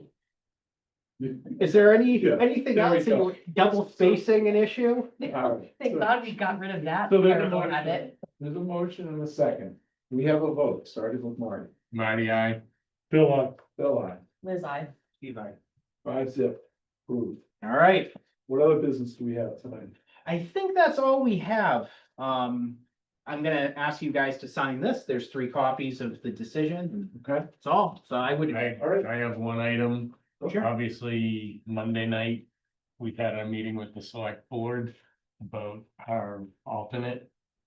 I think we as a board should probably send a letter back to Mike Hennessy and the select board and kind of say how we want this and what's gonna happen. There was no next steps on Monday brought up. It was like, oops, we don't have anybody. We'll open it back up, but Yeah. no, what I mean is, nobody foresaw. What do we do next steps? Because Mike's like, well, we'll keep it open. How long is applications gonna be entertained? When will we review? When will we have another meeting? Those are step by step that we should outline and go back to the select board. Because it's our alternate. We don't have anyone sitting here right now because of it right now. So I just think we need to maybe draft a little something back to the select board. Well, if I could make a suggestion, I mean, it might just be a conversation with Mike. Saying, post the opening on the website, that applications are still open. I mean, I don't know if we necessarily have to send a letter. Well, I corresponded, I don't know how it even got presented out on the website and all that. It was very vague. Yeah, And so having gone through this, like, least 4 times Yeah, now. you guys You've leave. been through it, don't you agree? Yeah, a With few the- times, You've yeah. been through it. Yeah, like, So if you're talking to 3 associates from former years, I think we probably be a good thing that we give it a little time. Okay. And then we have Rob work with Hillary and staff to do some advertising right away. Yep. I think there's enough social media buzz out there already that the position is open still and that we're still accepting applications. And I'm feeling like I'm not gonna rush this week to try to force somebody to come in and do it. Oh, no, I wasn't doing that. It was just to try to get the 2 boards talking about it I mean, again. we That, can't- that's the most yeah. important part, Yeah. because it kind of, we ended the meeting and it was like, okay, what are we doing Well, now? if And there's nobody, no applicants, there's no applicants, so that, Right. yeah, we can't set a meeting if there's no applicants. but you gotta so- set up the process to accept applicants, is all I'm saying. And if it's a matter of Hillary and Rob starting that process internally along with HR, yeah, again, we do it however. yeah, I think there's a lot of buzz right now, and what I anticipate is at some point, we're most likely going to just put out another feeler.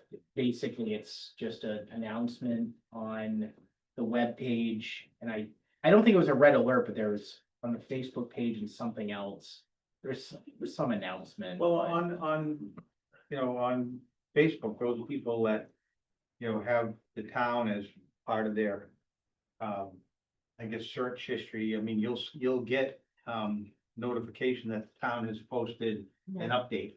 And all you do is click on that and then the update comes up on the webpage. But Yeah, and I see it being, how do I say this, after going through this past week, I see giving a little. Yep. I would say giving it a non-aggressive. Giving a little time for a good candidate or some candidates to think about it and maybe come along. I Yeah, would be up for advertising it in a couple weeks and pushing it. If somebody comes up beforehand, they come up beforehand. I think we can continue the discussion though, like, Yeah, I do too. Yeah, that's all I was trying to bring up. yeah, I wouldn't. I wasn't saying there was an urgent matter and all that, but just, Yeah, I wouldn't do a It is- letter and, we'll see if people apply. I meant letter, like a quick email, hey, should we talk about how next steps? Okay. More so, I don't mean anything formal, sorry. No, that's That was okay. how it came across. Seeing how we're at 10 o'clock, I would accept a motion to adjourn. So moved. Do we have a second? Second. Second by Liz. Motion made by Bill. And Marty, I'll give you the first vote. Ninety-I. Bill, Bill, aye. Liz, I. Levi. We are adjourned. Bellingham. Yeah.